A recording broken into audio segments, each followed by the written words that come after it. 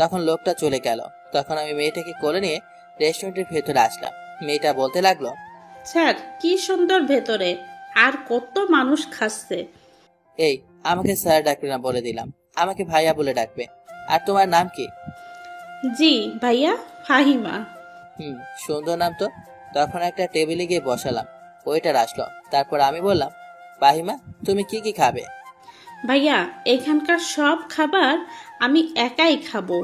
একটু মুচকি হেসে, আচ্ছা ঠিক আছে, খাবে, সমস্যা নেই। তখন আমি তিনজনের জন্য খাবার অর্ডার দিলাম। একটু পর খাবার চলে আসলো। আমরা তিনজন বসে বসে খেতে লাগলাম। মেয়েটা কি সুন্দর করে খাচ্ছে। এভাবে খাওয়া শেষ করলাম। আর ওয়েটারকে বললাম আরেকটা খাবার পার্সেল করতে, ফাহিমার মার জন্য। তারপর খাবারের বিলটা দিলাম। তখন লিজা বলল, রাফি চলো তো। কোথায়? দেখছো না মেয়েটার গায়ের কাপড় কেমন ছেঁড়া, চলো জামা কিনবো। তখন লিজার সাথে একটা শপিং মলে গেলাম। লিজা একটা জামা কিনলো আর সেটা আগামীকাল পরে আসতে পড়লো। তখন আমি ফাহিমাকে বললাম, আচ্ছা তোমার বাসা এখান থেকে কত দূরে? ভাইয়া ওই সামনের বস্তিতে। একা একা যেতে পারবে? আমরা অফিসে যেতাম। ভাইয়া পারবো। আমরা কিন্তু একদিন তোমার বাসায় যাব, তোমার আম্মুকে দেখতে। জি আপা, আসেন আজকে যাই। না গো আপু, আজকে কাজ আছে, তুমি যাও। আর এই নাও ওষুধ আর টাকাটা রাখো, আপাতত এগুলো তোমার আম্মুকে খেতে বলো। ফাহিমা সে মাথা নাড়িয়ে হাস্যচোখ জানালো আর চলে যেতে লাগলো। আর আমরাও চলে আসলাম অফিসে। এভাবে অফিস ছুটি হয়ে গেল। বাসায় আসার পথে হঠাৎ সুলতান ভাইয়ের সাথে দেখা। তখন আমি সুলতান ভাইকে বললাম, ভাই একটা উপকার করতে পারবে? আরে এভাবে বলছো কেন, বলো কি করতে হবে। এই যে পাশে একটা বস্তি আছে না, সেখানে যাবেন। আর ফাহিমা নামে একটা মেয়ে আছে, তার আম্মু অসুস্থ, তাকে একটা হাসপাতালে নিয়ে যাবে। আর যা খরচ লাগে সব সুমন ভাইয়ের কাছ থেকে যাবে। আমি সুমন ভাইকে বলে দিচ্ছি। আচ্ছা সে না হয় বুঝলাম, আপনাদের কিছু লাগে নাকি? এমনিতে কিছু লাগে না, তবে বাচ্চাটা আমার বোনের মতো। আচ্ছা আমি ব্যবস্থা করছি, তুমি যাও। তখন আমি চলে আসলাম। আমি জানি সুলতান ভাই মানুষ হিসাবে অতটাও খারাপ না যতটা তাকে দেখে মনে হয়। সবার একটা মন আছে, মনুষ্যত্ব আছে। যাই হোক, আমি বাসায় চলে আসলাম। বাসায় এসে সোজা আমার রুমে চলে আসলাম। একটা কথা বলতে তো ভুলে গেছি। আপনাদের মনে আছে কি সঞ্জিতা গতকাল রাতে কি বলেছিল? এই দেখেন, আপনাদের সাথে কথা বলতে বলতে সঞ্জিতা এসে হাজির। এই এখন কয়টা বাজে? হ্যাঁ, প্রতিদিন তো আরো আগে আসে, আজকে এত লেট কেন? অফিসের কাছে আটকে পড়েছিলাম। অফিসের কাজ নাকি জিএফ নিয়ে ঘুরতে গিয়েছিলেন? এমা ছি ছি ছি ছি, এসব আমার নেই, দেখে বোঝেন না পিওর ভার্জিন একটা ছেলে, মানে রিলেশন করি না। কিছু বললেন কি? আরে না, রেডি হন, তাড়াতাড়ি বের হতে হবে। মাত্র অফিস থেকে আসলাম, একটু রেস্ট নেবো না? জি না, সারাদিন তো অফিসে বসে থাকেন, এখন আবার রেস্ট নেই কিসে? আল্লাহ, এটা কি বলে? অফিসে নাকি সারাদিন বসেই থাকি। তবে বসে থাকি এটা ঠিক, কিন্তু কাজ তো করতে হয়। তখন আমি আর কথা বাড়ালাম না, রেডি হতে চলে গেলাম। জানি কথা বাড়িয়ে লাভ নেই, কারণ তার সাথে পারবো না। রেডি হয়ে দুজনেই বের হতে যাব। সামনে এসে দাঁড়ালো রিয়া। আপু, আমাকেও সাথে নিয়ে যাও না, আমারও কিছু জামা নিতে হবে। জি না, আপনাকে যেতে হবে না, আর গেলেও অন্যদিন। যা রুমে যা। আরে আসুক না, ছোট মানুষ, বায়না করলো। এই আপনাকে কথা বলতে বলেছি? তখন আমি চুপ হয়ে গেলাম। কি মেয়ে রে বাবা, একটু আগেও ভালোভাবে কথা বললো, আর এখন? তখন রিয়া রুমে চলে যায় আর বলতে থাকে, আমি একা একা বাসায় কি করব? আরে আপনারাও না আমাকে কিছু মনে করায় দেন না। আজকে বিকেলে যে নীলা একটা ছেলের সাথে দেখা করার কথা না, দেখা অলরেডি হয়ে গেছে। মানে নীলা বিকেলে রেডি হয়ে সে লেকের পাড়ে গেল, আর গিয়ে দেখলো ছেলেটা সেখানে দাঁড়িয়ে আছে হাতে ফুল নিয়ে। ও হ্যাঁ, নীলা কিন্তু আজকে অনেক সেজে কুজে গেছে, কারণ তার জন্য যে একজন অপেক্ষা করে আছে। তারপর নীলা সেখানে গেল আর বলল, কখন আসলেন? বেশি না, 30 মিনিট হলো। এই যে এটা তোমার জন্য। ফুলটা তার দিকে এগিয়ে দিয়ে বলল, এই বেটা গাধা, এই ফুল কেন আনলি? তোমাকে দিব বলে। ওকে, ফুল দেওয়া হয়েছে, এখন যা। যাবো মানে? আমি তো তোমাকে ভালোবাসি। সেটা এভাবে বলে কেউ? শালা আনরোমান্টিক, প্রপোজ কর। তখন নীলা হাত থেকে পারভেজের ফুলটা নিয়ে হাঁটু গেড়ে বলতে লাগলো। তখন অনেক কথাই বললো, সেটা আপনারা বুঝতে পারবেন না, তাই বলি নাই। তখন সানজিদা শফিকের হাত থেকে ফুলটা নিল, আর তারপর যা হয় আর কি। তারপর আমি আর সানজিদা একটা রিক্সা উঠলাম। রিক্সা চলতে লাগলো তার আপন গতিতে। আমি অবশ্য সানজিদা থেকে একটু দূরত্ব বজায় রেখে বসেছি, কারণ মেয়েটা একটু রাগী। রিক্সা ঝাঁকিতে যদি তার শরীরে আমার শরীর লাগে বলা তো চায় না কি করে বসে। তবে দুজন একটা রিক্সায় উঠলে দূরত্ব কতটা থাকতে পারে সেটা বুঝতেই পারছেন। তবে আমি চেষ্টা করছি একটু দূরে থাকার জন্য। এটা দেখে সানজিদা বলতে লাগলো, কি হলো মিস্টার রাফি, এরকম মুচড়ে পড়ছেন কেন? কোনো সমস্যা কি? আরে না, আমি তো ঠিকই আছি। তাহলে এরকম করছেন কেন? আর আপনি এত সাইডে বসেছেন কেন? পড়ে তো যাবেন। না, সমস্যা নেই। তখন সানজিদা বলল, আচ্ছা তাহলে আমি এক কাজ করি, আমি নিজেই না হয় আপনাকে ধাক্কা দিয়ে ফেলে দিই, এমনি তো পড়ে যাবেন। তখন সানজিদা আমার হাতটা ধরলো আর টান দিয়ে তার কাছে নিয়ে আসলো। তার কাছে মানে আপনারা কি বুঝলেন? আরে ওই মাঝখানের জায়গাটা পূরণ করলো। গুটি গুটি অন্ধকার, তার মাঝে রিক্সা করে যাচ্ছি শহরের রাস্তা দিয়ে। কত কাপড় যাচ্ছে, আবার কেউ বা আমার মতো ফেসে বাড়িওয়ালার মেয়েকে নিয়ে শপিং করতে যাচ্ছে। এভাবে শপিং মলে পৌঁছে গেলাম। তারপর দুজনে একটা শপিং মলে ঢুকলাম। সানজিদা তো একের পর এক কাপড় দেখে যাচ্ছে, আর আমি শুধু তার পিছে পিছে ঘুরতে লাগলাম। নিজেকে কেমন যেন বডিগার্ড মনে হচ্ছে। আসলেই তো, আমরা যখন মেয়েদের সাথে শপিং করতে যাই তখন নিজেকে বডিগার্ড মনে হয়। সে পুরো শপিং মল ঘোরে, আর আমরা ছেলেরা তার পিছে পিছে ঘুরতে হয়। ঘুরতে ঘুরতে হঠাৎ কিছু একটা সাথে ধাক্কা খেয়ে ঠাস করে পড়ে গেলাম। আমি তো পড়ে গিয়ে বলতে লাগলাম, ও মা গো, গেল গো আমার কোমরটা গো, আমার কোমরটা গেল গো। কিন্তু এ কি, ব্যথা কেন করছে না? তাহলে আমি কাছি কেন? হঠাৎ নিচের দিকে তাকিয়ে দেখলাম, এ মা, ব্যথা যাবো কি করে? নিচে তো থুলার মতো একটা মেয়ে পড়ে আছে। তার উপর আমি এই জন্যই তো কোনো ব্যথা পাচ্ছি না। কিন্তু নিচে যিনি পড়ে আছেন সে তো রাগে একদম ফায়ার মনে হয়, চোখ দিয়ে আমাকে গিলে ফেলবে। তখন আমি নিচের দিকে তাকিয়ে দেখলাম একটা মেয়ে আমার নিচে পড়ে আছে, মানে আমি একটা মেয়ের সাথে ধাক্কা খেয়ে পড়ে গেছি। তখন তাড়াহুড়ো করে উঠলাম। অবশ্য আমি কোনো ব্যথা পাই নাই, হয়তো মেয়েটা একটু ব্যথা পেয়েছে, তাই আমি হাত বাড়ালাম আর মেয়েটাকে ওঠালাম আর বলতে লাগলাম, সরি মিস, আসলে আমি ইচ্ছে করে। ঠাস, ঠিক ধরেছেন, একটা চড় মারলো আর বলতে লাগলো, আসলে আমি কিছু বলতে যাব তখনই সানজিদা বলতে লাগলো, এই মেয়ে, তোমার সমস্যা কি? হ্যাঁ, সে দেখলে কি তোমার মতো মেয়ের উপর দিয়ে কে পড়তো? হ্যাঁ, আর এটা একটা অ্যাক্সিডেন্ট, আর সে তো আপনাকে সরি বলেছে, তাও আপনি তাকে একটা চড় মারলেন। আমি ওর জিএফ, আর সবাই দেখেন তো, আমার মতো জিএফ রেখে কেউ কি এই মেয়েটার উপরে গিয়ে পড়বে? আমার তো এখন মনে হচ্ছে আপনি নিজেই তার উপরে পড়তে চেয়েছিলেন। এই কি করবেন? হ্যাঁ, এত ভাব কিসের? আর আমি এদের ঝগড়া দেখে বুঝতে পারছি না ঝামেলাটা কার সাথে হয়েছে। আর এখানে যদি দুজন আর 2 মিনিট থাকে তাহলে চুল ধরে করতে পারে, আর দেরি হবে না। তখন আমি সানজিদার কাছে গেলাম আর ওর হাত ধরে টানতে টানতে সেখান থেকে চলে আসতে লাগলাম। আর মেয়েটাকে বললাম, সরি আপু, সত্যি আমি ইচ্ছে করে বা দেখে করি নাই, ক্ষমা করবেন। তখন সানজিদাকে নিয়ে আরেক সাইডে নিয়ে আসলাম আর বলতে লাগলাম, কি করছে এটা? আপনারা ঠিকই ধরেছেন, চরটা আমাকে মেরেছে। খুব ইচ্ছে করে না মেয়েদের উপরে পড়তে? গালে হাত দিয়ে, তুমিও? ও, অন্য মেয়েরা মারলে কিচ্ছু না, আর আমি মারলেই দোষ? কেউ ওরা একটু বোঝাও। আচ্ছা, তোমার কেনাকাটা শেষ? কই, কিছু কিনলে তো হাতেই থাকতো, তাই না? আর কিনবো কখন? এদিকে তো আপনাকে সামলাতেই পারি না। পুরো 1 ঘন্টা করলো, এখনো নাকি কোনো কিছুই কেনা হয়নি। আল্লাহ, আমারে উঠায় নাও। আচ্ছা, ভাবতেছি একটা শাড়ি নিব, কিন্তু কি রঙের নিব? আপনার কি রং পছন্দ? আপনাকে নীল শাড়িতে অসম্ভব সুন্দর লাগবে, আর এই রংটা আমার খুব পছন্দের। আচ্ছা চলেন। তখন তার সাথে আবার দোকানে গেলাম আর শাড়ি দেখতে লাগলাম। এরপর একটা শাড়ি নিল। এভাবে কেনাকাটা করতে করতে রাত 10টা বেজে গেল। এখন আমরা রিক্সা আছি আর সেটা নিয়ে বাসে আসতেছি। আগামীকাল শুক্রবার, তাই তেমন টেনশন নাই। ও, আপনাদের তো বলাই হয়নি, আমরা একটা রেস্টুরেন্ট থেকে খাবার খেয়ে এসেছি। তারপর নিজের রুমে এসে ফ্রেশ হলাম আর আয়নার দিকে তাকাতেই তো আমি অবাক। হায় আল্লাহ, আমার গালে দেখি 5+5 10 আঙ্গুলের দাগ বসে আছে। বাপরে, নিজেদের গায়ে তো দেখি হেব্বি চোর, কি চরটাই না দিল না। আর মেয়ে মানুষের সাথে শপিং করতে যাব না। এরপর ফোনটা হাতে নিলাম আর নোটবুকে একটা লেখালেখি করলাম। এরপর ঘুমিয়ে পড়লাম। সকালে ঘুম থেকে উঠে একটু ছাদে গেলাম, এবং অবশ্য ভয় নেই, কারণ বাড়িওয়ালার কোনো মেয়ে হয়তো ছাদে ওঠার জন্য কিছু বলবে না। ছাদের এক কোণে দাঁড়িয়ে আছি, হঠাৎ কাউকে ফোনে কথা বলতে শুনলাম, তো আবার বাবু সোনা এসব আর কি। আমার আর বুঝতে বাকি রইল না এসব কাকে ডাকে, কিন্তু কে ডাকছে সামনে তাকিয়ে দেখি, আরে এটা তো নীলা। লাও ঠেলা, এ মেয়ে আবার কার প্রেমে পড়লো বুঝতে পারছি না।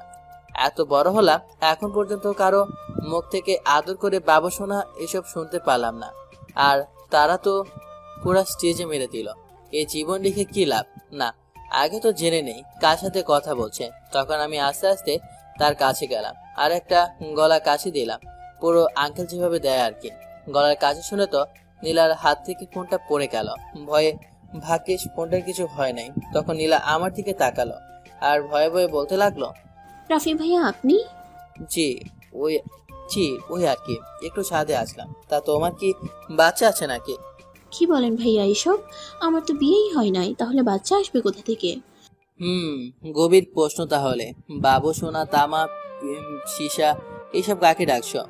ও ভাইয়া এটা মানে মাথা চুলকাচ্ছে আর ইয়ে করছে।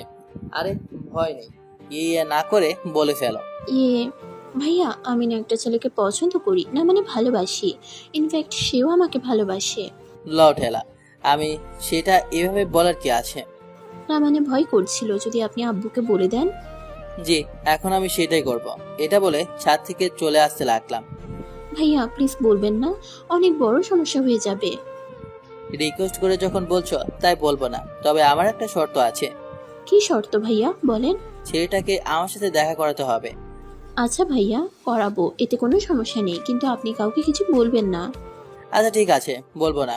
আচ্ছা আমি চাই তুমি তোমার বাবু আমার সাথে কথা বলো। এটা বলে সেখান থেকে চলে আসলাম। এসে নাস্তা করার জন্য সবকিছু রেডি করতে লাগলাম। এর মধ্যে আরেকজন এসে হাজির। কলিং বেল দিতে লাগলো। দরজা খুলে দেখি সঞ্জিতা। আরে এত সকালে কিছু লাগবে নাকি? না তেমন কিছু না, কি করছেন সেটাই দেখতে আসলাম। এই তো নাস্তা তৈরি করছি, রুটি বানাবো আর কি।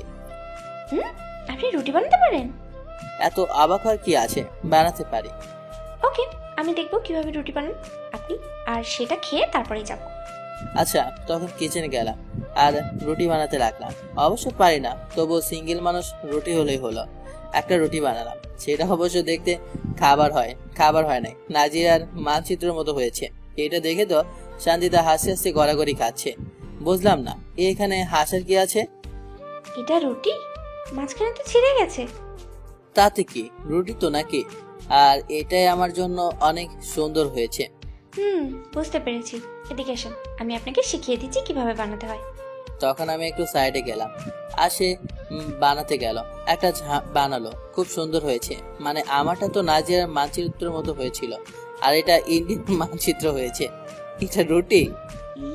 মানে আমিও পারি না। সেটা তোমাকে দেখলেই বোঝা যায়। সাইডে আসেন, আমি বানাচ্ছি। তখন সঞ্জিদা সাইডে আসলো আর আমি রুটি বানাতে লাগলাম। হঠাৎ সঞ্জিদা বলল, আজকে বিকেলে কি ফ্রি আছেন? কিন্তু কেন? বিকেলে এই নদীর ধারে আসবেন, একটু দরকার আছে। কি দরকার সেটাই তো জানতে চাচ্ছি। আরে মিয়া আপনি এত বেশি কথা বলেন কেন? সেখানে গেলেই তো বুঝতে পারবেন। আচ্ছা সেটা না হয় যাব, এখন আমার রুটি খেয়ে বলো কেমন হয়েছে।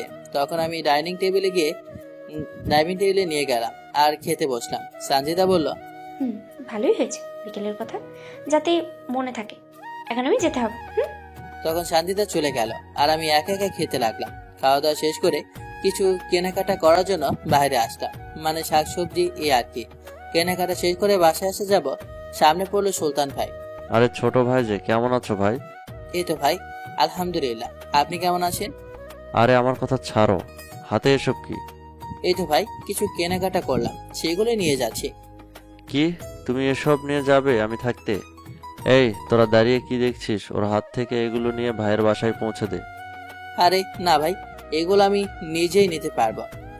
আরে কি বলো, এই তোরা যা। তারপর একজন আমার হাতে ব্যাগটা নিয়ে গেল। তখন সুলতান ভাই আমাকে জিজ্ঞেস করলো এলাকায় আমার কোনো সমস্যা হচ্ছে নাকি। সুমন ভাই নাকি বলেছে আমার খোঁজ খবর রাখতে। তারপর তার সাথে আরো কিছু কথা বলে চলে আসতে লাগলাম। বাসায় এসে গোসল করলাম আর নামাজ পড়তে গেলাম। নামাজ পড়ে বাসায় এসে দিলাম এক ফোন। বিকেলে ঘুমিয়ে আছি, হঠাৎ ফোনটা বাজতে লাগলো। মনে মনে ফোন যে দিয়েছে তার 14 গোষ্ঠী উদ্ধার করলাম। তারপর না দেখে কলটা রিসিভ করলাম। ফোনের ওপাশ থেকে, এই বেটা অ্যানাকোন্ডা, তুই কখন নদীর ধারে আসতে বলছি? কে গো আপনি? ডিস্টার্ব করছেন কেন? ও, আমি তোকে ডিস্টার্ব করছি? দাঁড়া, আজকে বাসা আসি তারপর দেখবি। মনে মনে, আরে এটা তো সানজিদা, ঘুমের ঘরে কি বললাম তাকে। এই সরি সরি, আমি আসতেছি। 5 মিনিটের ভেতরে আসতে হবে না, না হলে তো খবর আছে। তখন আমি কলটা কেটে দিলাম। মেয়েটা কি পাগল নাকি, মাথায় সমস্যা আছে? এখান থেকে যেতে তো মিনিমাম 20 মিনিট সময় লাগে, আর তো এখনো রেডি হই নাই। তারপর তাড়াতাড়ি বিছানা থেকে উঠে ফ্রেশ হয়ে জামা চেঞ্জ করে দৌড়ে বাইরে আসলাম। আবার পেছন থেকে রিয়া দেখলো আমি দৌড়ে যাচ্ছি। তখন রিয়া বলল, ভাইয়া কি হয়েছে, দৌড়াচ্ছেন কেন? আমার মনে রং লেগেছে, আর দিন দিন কেমন যেন মোটা হয়ে যাচ্ছি, তাই ফিট থাকার জন্য দৌড়াচ্ছি। ভাইয়া ফান করো না তো, এমনিতেই তুমি রোগা, আবার দৌড়ালে তো তোমাকে দেখাই যাবে না। ভাইরে, আমার বাসায় মরার প্রশ্ন, হাতে আছে মাত্র কয়েক মিনিট, তাই দৌড়ে যাচ্ছি। বেঁচে বাসায় ফিরলে কথা হবে। এদিকে কপাল খারাপ থাকলে যা হয় আর কি। কি শালা, মানুষের কত ভালো ভালো রসি হয়, আর আমার আমার মনে হয় কুত্তা রাশি। কি রকম দৌড়াতে হচ্ছে, একটা রিক্সাও পাচ্ছি না। যে একটা দেখা গেল। এই মামা যাবে? যাব, তবে এখন ভাড়া একটু বেশি দিতে হবে, বিকেলে রিক্সা পাওয়া যায় না। আচ্ছা দেবনে, নদীর ধারে নিয়ে চলো। যাক, অবশেষে একটা রিক্সা পেলাম, সেটা করে যেতে লাগলাম। আর এদিকে আমাদের সানজিদা তো রেগে একদম ফায়ার। এটা তোকে একবার বললাম যাতে লেট না করে, আর এখন কয়টা বাজে, একটু কমন সেন্সও নেই। আর এদিকে কোনো রকমে নদীর ধারে পৌঁছে গেলাম, কিন্তু সেখানে গিয়ে পড়লাম আরেক ঝামেলায়। গিয়ে দেখি সেখানে অনেক কাপল আসে, কিন্তু তাদের মাঝে সানজিদাকে কোথায় খুঁজে পাবো। তখন ফোনটা বের করে তাকে কল দিলাম। সে কল ধরে বলল, কি হলো, আসলে নাকি? সেই কখন আসে, কিন্তু তোমাকে তো খুঁজেই পাচ্ছি না। এই সাইডে আসেন, দেখেন আমি আছি। তখন ফোনটা কানে দিয়েই তাকে খুঁজতে লাগলাম। হঠাৎ একটা সাইডে একজনকে দেখে দাঁড়িয়ে পড়লাম। নীল শাড়ি নীল চুড়িগুলো বাতাসে উঠতেছে। পেছন থেকে দেখেই বলে উঠলাম, মাশাল্লাহ। আর এটা সানজিদা শুনে ফেললো আর বলল, কাকে দেখে মাশাআল্লাহ বললে? এই বলে সামনের দিকে ফিরল। আর তাকে দেখে তো আমি পুরাই হতবাক। একটা মানুষ এতটা সুন্দর কি করে হতে পারে? মনে হচ্ছে ওপরওয়ালা নিজের হাতে যত্ন করে বানিয়েছে। ছোটে হালকা করে লিপস্টিক, সাথে হালকা মেকআপ, কপালে টিপ, আর ওসব না বলি যদি প্রেমে পড়ে যান। মোট কথা পুরো নীলপরির মতো লাগতেছে। তখন আমি তার কাছে গেলাম। এখন কয়টা বাজে, আর তোমার কয়টার সময় আসার কথা ছিল? আসলে সরি, আমি দুপুরে নামাজ পড়ে ঘুমিয়ে গিয়েছিলাম, আর মনে ছিল না। তোমার কল পেয়ে মনে হলো। কথাগুলো একদমই বলে ফেললাম, তাও চোখ বন্ধ করে। কথাগুলো শেষ করে চোখ খুলে সামনে তাকাতে যেটা দেখতে পেলাম, আমি যেন আমার চোখে বিশ্বাস করতে পারছি না। এটা কি করে সম্ভব? আকাশ থেকে নেমে আসা নীলপরিটা আমার সামনে হাঁটু গেড়ে একগুচ্ছ গোলাপ হাতে নিয়ে আমার মুখের দিকে তাকিয়ে আছে। সানজিদাই হাঁটু গেড়ে আমাকে প্রপোজ করছে। আপনারা নিশ্চয়ই অবাক হচ্ছেন। আমি নিজেও অবাক হচ্ছি এই ব্যাপারটা দেখে, যে মেয়েটা কিনা আমাকে দেখতেই পারতো না, সবসময় আমাকে বাসা থেকে তাড়িয়ে দেওয়ার চেষ্টা করতো, সে কিনা আমাকে প্রপোজ করছে। বিশ্বাস করো রাফি, তোমার সাথে আমার যেদিন তোমার রুমে ধাক্কা লেগেছিল, জানি না সেদিনের পর থেকেই কেন তোমার দিকে আমাকে কেন আকৃষ্ট করে। অনেকবার প্ল্যান করেছিলাম তোমাকে বাসা থেকে বের করার জন্য, কিন্তু আমি অসফল হয়েছি। কিন্তু পরে আবার খুশিও হয়েছি। এভাবে আস্তে আস্তে আমি তোমাকে আমার এই বাহাদের হৃদয়টা কবে দিয়ে ফেলেছি সেটা জানি না। এখন তোমাকে ছাড়া একটা মুহূর্তও থাকতে পারি না একা থাকে। I love you Rafi, do you love me? এটা বলে আমার দিকে তাকিয়ে আছে, আর আমি তো একের পর এক অবাক হচ্ছি। কি বলছি কি মেয়েটা, ওর কি মাথা ঠিক আছে নাকি? আর সানজিদা তো আমার সামনে ফুল নিয়ে হাঁটু গেড়ে আছে। আমি ফুলগুলো নিচ্ছি না দেখে সানজিদা বলল, এই সমস্যা কি? হ্যাঁ, এভাবে কতক্ষণ থাকবো, তাড়াতাড়ি ফুল নে। তার এই ফাপো শুনে আমি ফুলগুলো নিলাম। তখন সানজিদা বলল, এখন কি বলতে হয় জানিস না? কি বলবো? বেটা মুফিস, তখন আমি কি বলছি আর কি প্রশ্ন করছি? I love you too. জানি না এটা কিভাবে মুখ থেকে বের হয়ে গেল, মনের অজান্তে বের হয়ে গেল। তবে একটা কথা যেটা আমার পাঠকরা এখনো জানে না, আমি কিন্তু সানজিদাকে সেই আগে থেকেই পছন্দ করতাম। যেদিন ওকে প্রথমেই বাসায় দেখি সেদিন থেকে। তখন সানজিদা বলল, এখন তাহলে আমাকে তোলো বাবু। তখন সানজিদাকে তোলার জন্য একটা হাত দিলাম, আর সানজিদাও আমার হাত ধরে উঠে আসলো। আর আপনারা কি ভাবছেন, আমাকে জড়িয়ে ধরলো? আরে না, ঠাস করে একটা মারলো। আমি তো চরকে গালে হাত দিয়ে বোকার মতো দাঁড়িয়ে রইলাম। এইমাত্র আমাকে এত সুন্দর করে প্রপোজ করলো, আর উঠে এসে ঠাস করে চর মারলো। এটা কেমন সভ্যতা বুঝতে পারলাম না। চর মারলে কেন? আর কখনো যাতে আমার সাথে দেখা করার কথা ভুলে না যাও, সেই জন্য। তাই বলে এভাবে মারবে? এটা বলে একটু অভিমান করে চলে আসতে লাগলাম, আর সঞ্জিতা পেছন থেকে দৌড়ে আসে আর বলছে, বাবুটা কি আমার রাগ করেছে? এটা বলে পেছন থেকে আমাকে জড়িয়ে ধরলো। তখন আমি সামনের দিকে তাকিয়ে তাকে নিয়ে আসলাম, আর সঞ্জিতা যেটা করলো, আরে ধুর মিয়া, এবার কিন্তু চর দেয় নাই, এবার ওই যে একটা দিল, মানে কিস আর কি।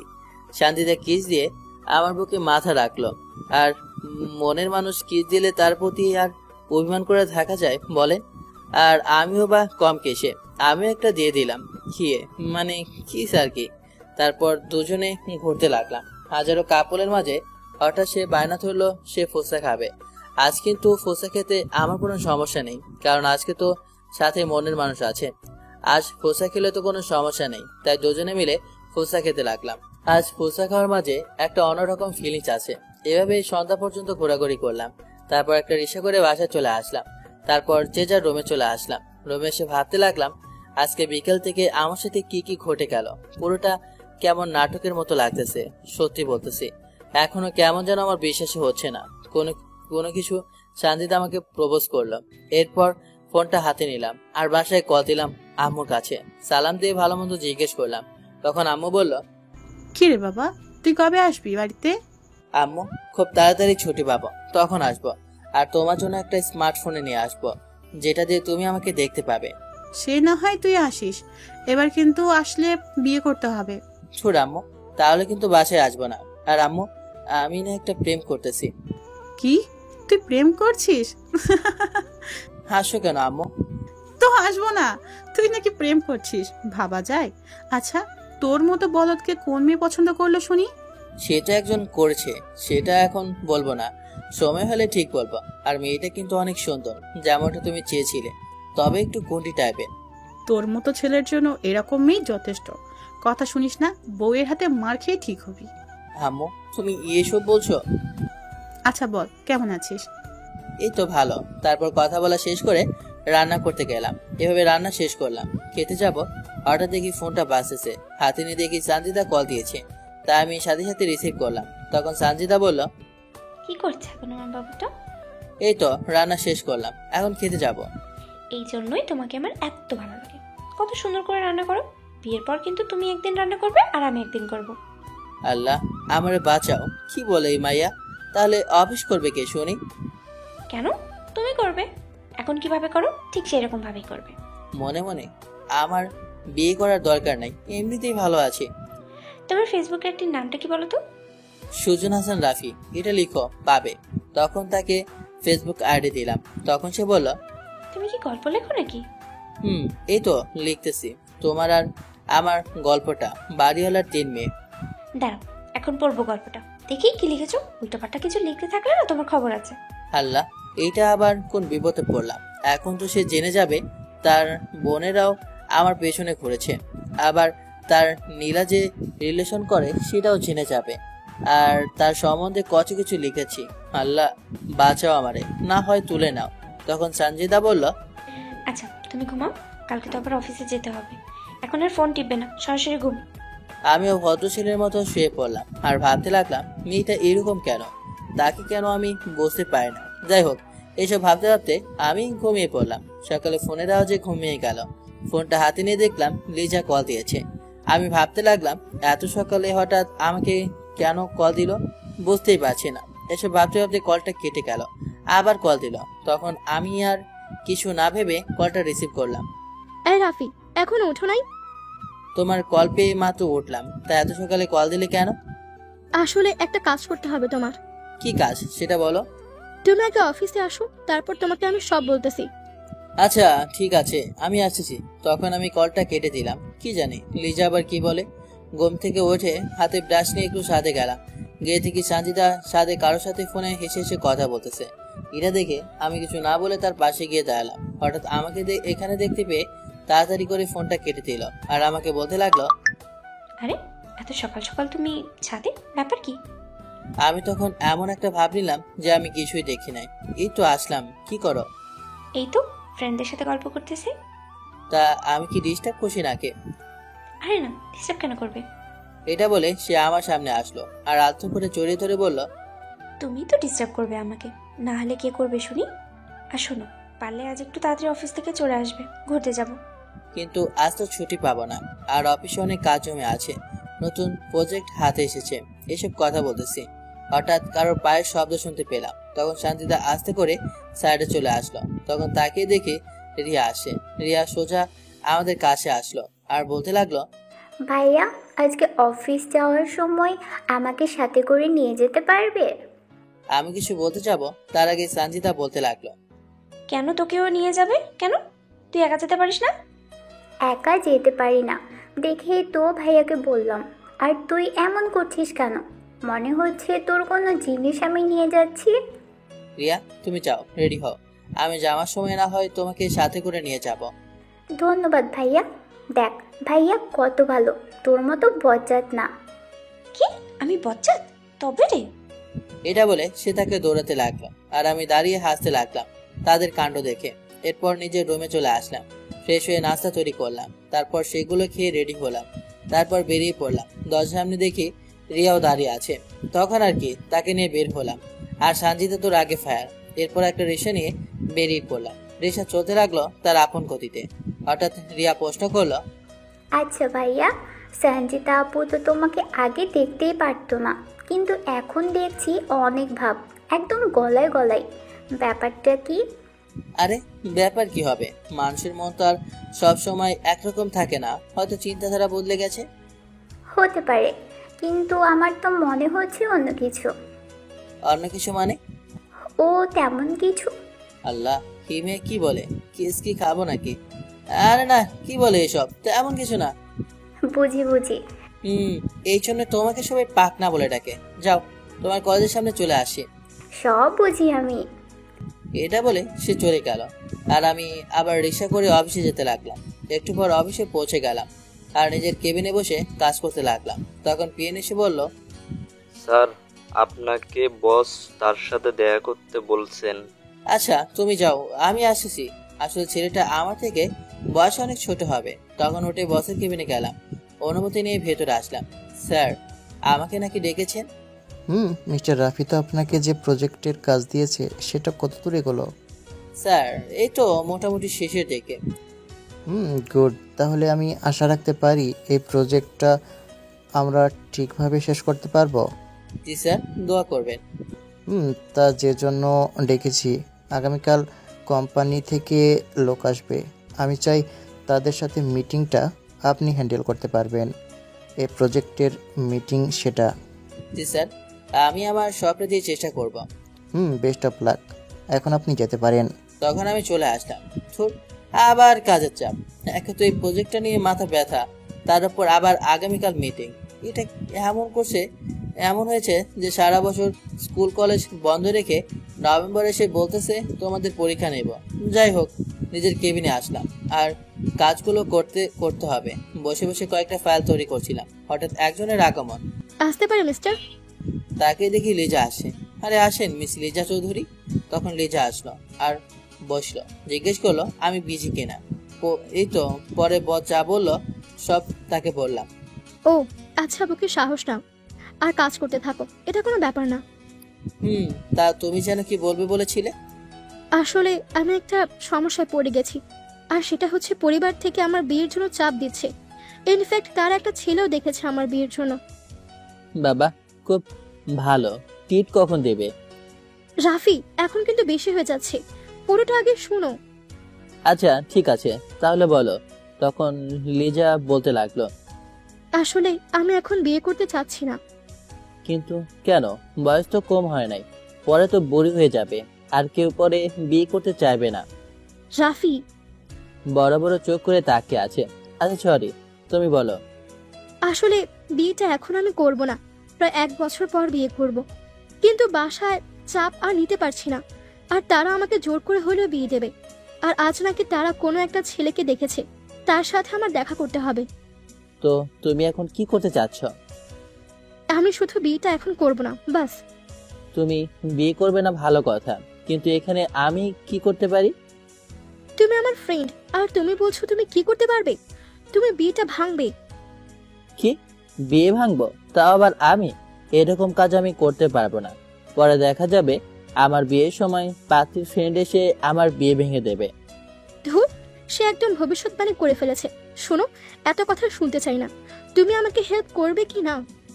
লাউ ঠেলা, আমি আবার কখন না করলাম? না করো নাই, কিন্তু হুম বলেছো কি? আচ্ছা, আমি রাজি। এখন কি করতে হবে সেটা বলো। আমার কাছে একটা প্ল্যান আছে, আর সেটা হচ্ছে তুমি আমার বিয়ে সেজে আমার সাথে যাবে। অবশ্য বয়ফ্রেন্ড সাজতে কিছু লাগে না, খালি ওখানে গিয়ে কথার পরিবর্তন আনতে হবে। লাউ ঠেলা, শেষমেশ কারো বয়ফ্রেন্ড চাইতে হবে, এই ছিল কপালে? কি হলো, কি ভাবছো? না, তেমন কিছু না। তা কখন দেখা করবে? লাঞ্চ টাইমে বসের কাছ থেকে আমি ছুটি নিয়ে এসেছি। আচ্ছা ঠিক আছে, সেটা পরে দেখা যাবে। আপাতত আমার প্রজেক্টের কাজটা করি, তখন আমি আবার আমার কাজে মনোযোগ দিতে লাগলাম। সত্যি মেয়েদের মন বোঝা অনেক বড় দেয়, কখন কি করে কে জানে। এখন নাকি আবার তার বয়ফ্রেন্ড চাইতে হবে। এভাবে লাঞ্চের সময় হয়ে আসলো, আর তখনই লিজা আমার রুমে এসে হাজির। কি হলো মিস্টার, চলেন, লাঞ্চের টাইম তো হয়ে এসেছে। ছেলেটা নাকি বসে আছে। শালার কি আর কোনো কাজ নেই? এত আগে এসে বসে থাকতে হবে কেন? এসব তোমাকে ভাবতে হবে না, তোমাকে যেটুকু করতে বলেছি সেটুকু করলেই হবে। আচ্ছা ঠিক আছে, চলো। তখন আমি আর লিজা অফিস থেকে বের হয়ে গেলাম, আর একটা রিক্সা নিয়ে সেই রেস্টুরেন্টে আসলাম যেখানে ছেলেটা বসে আছে। তখন আমি আর লিজা রেস্টুরেন্টে ঢুকলাম, আর দেখলাম ছেলেটা বসে আছে। তখন আমরা সেখানে গেলাম। হাই, আমি লিজা, আর ও হচ্ছে রাফি। হ্যালো, আমি রাকিব। ও বুঝতে পারছি ফ্রেন্ড, তাই তো? তখন লিজা মুখে মিষ্টি একটা হাসি দিয়ে বলল, না, বিএফ। মানে কি? একটু গরম হয়ে বলল। আরে উত্তেজিত হচ্ছেন কেন? বসেন, কথা বলি। তখন আমি খাবার অর্ডার দিলাম। তখন ছেলেটা বলতে লাগলো, আচ্ছা, আপনার যেহেতু বিয়ে আছে, তাহলে আমাকে এখানে নিয়ে আসার কারণ? এখানে একটা ঘটনা আছে। আসলে আমাদের রিলেশনটা সেই 5 বছর ধরে। প্রায় 2 মাস আগে কোনো একটা কারণে আমাদের সম্পর্কে ফাটল ধরে আর ব্রেকআপ হয়ে যায়। এরপর আমি সিদ্ধান্ত নিয়েছিলাম আমি বিয়ে করব। এই জন্যই আপনার সাথে দেখা করা। কিন্তু আজকে সকালে আবার আমাদের মাঝে সবকিছু ঠিক হয়ে যায় এবং আমরা সিদ্ধান্ত নিয়েছি আমরা বিয়ে করব। এখন এসব জানার পরও যদি আপনি বিয়েটা করেন তাহলে আমার আর আপত্তি নেই। পরে কি হবে বুঝতেই পারছেন, 5 বছরের রিলেশন। আর এদিকে তো আমি বোকার মতো লিজার কথাগুলো শুনতে লাগলাম। কি সুন্দর করে মিথ্যা কথা বলে মাইরি, এই জন্য কিন্তু ওকে নোবেল দেওয়া যেতে পারে। বুঝতে পারছি, আসলে এরকম অবস্থায় বিয়ে করাটা আমার ঠিক হবে বলে মনে হচ্ছে না। কারণ যেহেতু আপনারা একে অপরকে ভালোবাসেন, তাও 5 বছর ধরে, সেখানে যদি আমি বিয়েটা করি তাহলে দেখা যাবে দাম্পত্য জীবনের সুখটা পাবো না। আর আপনাদের কিন্তু খুব মানিয়েছে। বোঝার জন্য ধন্যবাদ। তারপর আমরা খাবার শেষ করলাম। বিলটা অবশ্য রাকিব দিয়েছে। তারপর রাকিব চলে গেল, আর লিজা বলতে লাগলো, বাপ রে, বাঁচা গেল। এসব বাদ দাও, আগে বলো তুমি এত মিথ্যা বলা কবে থেকে শিখেছো? বাপরে, কি সুন্দর করে মিথ্যাগুলো বললে। আরে আমি নিজেও তো বুঝতে পারছি না কি করে এতগুলো কথা বললাম, তাও বানিয়ে। হয়তো সিচুয়েশন বাধ্য করেছে। এখন চলো, অফিসে যেতে হবে, আমার অনেক কাজ জমে আছে। তখন একটা রিক্সা নিয়ে আবার অফিসে চলে আসলাম, আর আমার কেবিনে আমি চলে আসলাম। বসে বসে কাজ করছি, হঠাৎ ফোনটা বাজতে লাগলো। তাকে দেখে সঞ্জিতা কল দিয়েছে। কলটা রিসিভ করলাম। কি করতেছে আমার বাবুটা? কাজ করতেছি। তুমি? তোমার কথা ভাবি। আচ্ছা, এখন কি ছুটি পাবে নাকি? না গো, কাজের অনেক প্রেশার, এখন ছুটি পাবো না। আচ্ছা, বাসে এসে তারপর কথা বলবো। আচ্ছা ঠিক আছে, তুমি থাকো, তোমার কাজ নেই। এটা বলে ফোনটা কেটে দিল, আর সাথে সাথে বন্ধও করে দিল। আমি বারবার কল দিচ্ছি, কিন্তু বারবারই বন্ধ দেখাচ্ছে। তখন আমি ভাবতে লাগলাম পাখিটা হয়তো রাগ করেছে, বাসায় গিয়ে রাগ ভাঙাতে হবে। তখন আবার আমি কাজে মনোযোগ দিলাম, আর এদিকে সঞ্জিদা একা একা বসে বসে হাসছে আর বলছে, বাবু বুঝবে মজা। অফিস শেষ করে বাসায় চলে আসলাম, আর বাসায় এসে ফ্রেশ হয়ে একটু রেস্ট নিলাম। কাজের অনেক চাপ, বুঝতেই তো পারছেন। একটু পর বাইরে গেলাম, কিছু কেনাকাটা করতে হবে, তাই সেগুলো নিয়ে আসার পথে ফুচকা নিয়ে আসলাম। জানি বাকিটা রাগ করে আছে, আর আমি এটাও জানি ফুচকা দেখলে আর রাগ করে থাকতে পারবে না। ইনফ্যাক্ট কোনো মেয়ে সেটা পারে না, ফুচকা যেন তাদের রক্তে মিশে আছে। যাই হোক, ফুচকা নিয়ে সোজা বাসায় আসলাম। গেট দিয়ে ঢুকতে যাব, সামনে বাড়িওয়ালা আঙ্কেল পড়লো। আসসালামু আলাইকুম আঙ্কেল, কেমন আছেন? ওয়ালাইকুম সালাম। আলহামদুলিল্লাহ ভালো আছি।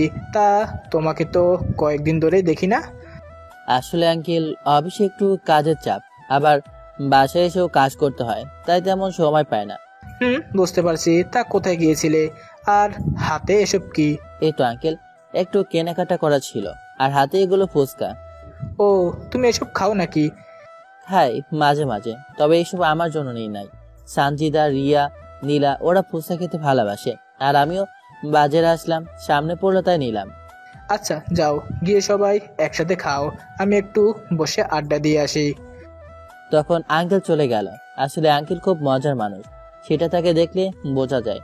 হয়তো আমাদের মতো বয়স থাকতে অনেক দুরন্ত ছিল। যাই হোক, তখন আমি ফুচকা নিয়ে সোজা উপরে আসলাম, আর সানজিদাকে ডাক দিলাম। রিয়া এসে দরজা খুললো, আমাকে দেখে বলল, আরে ভাইয়া আসেন, ভিতরে আসেন।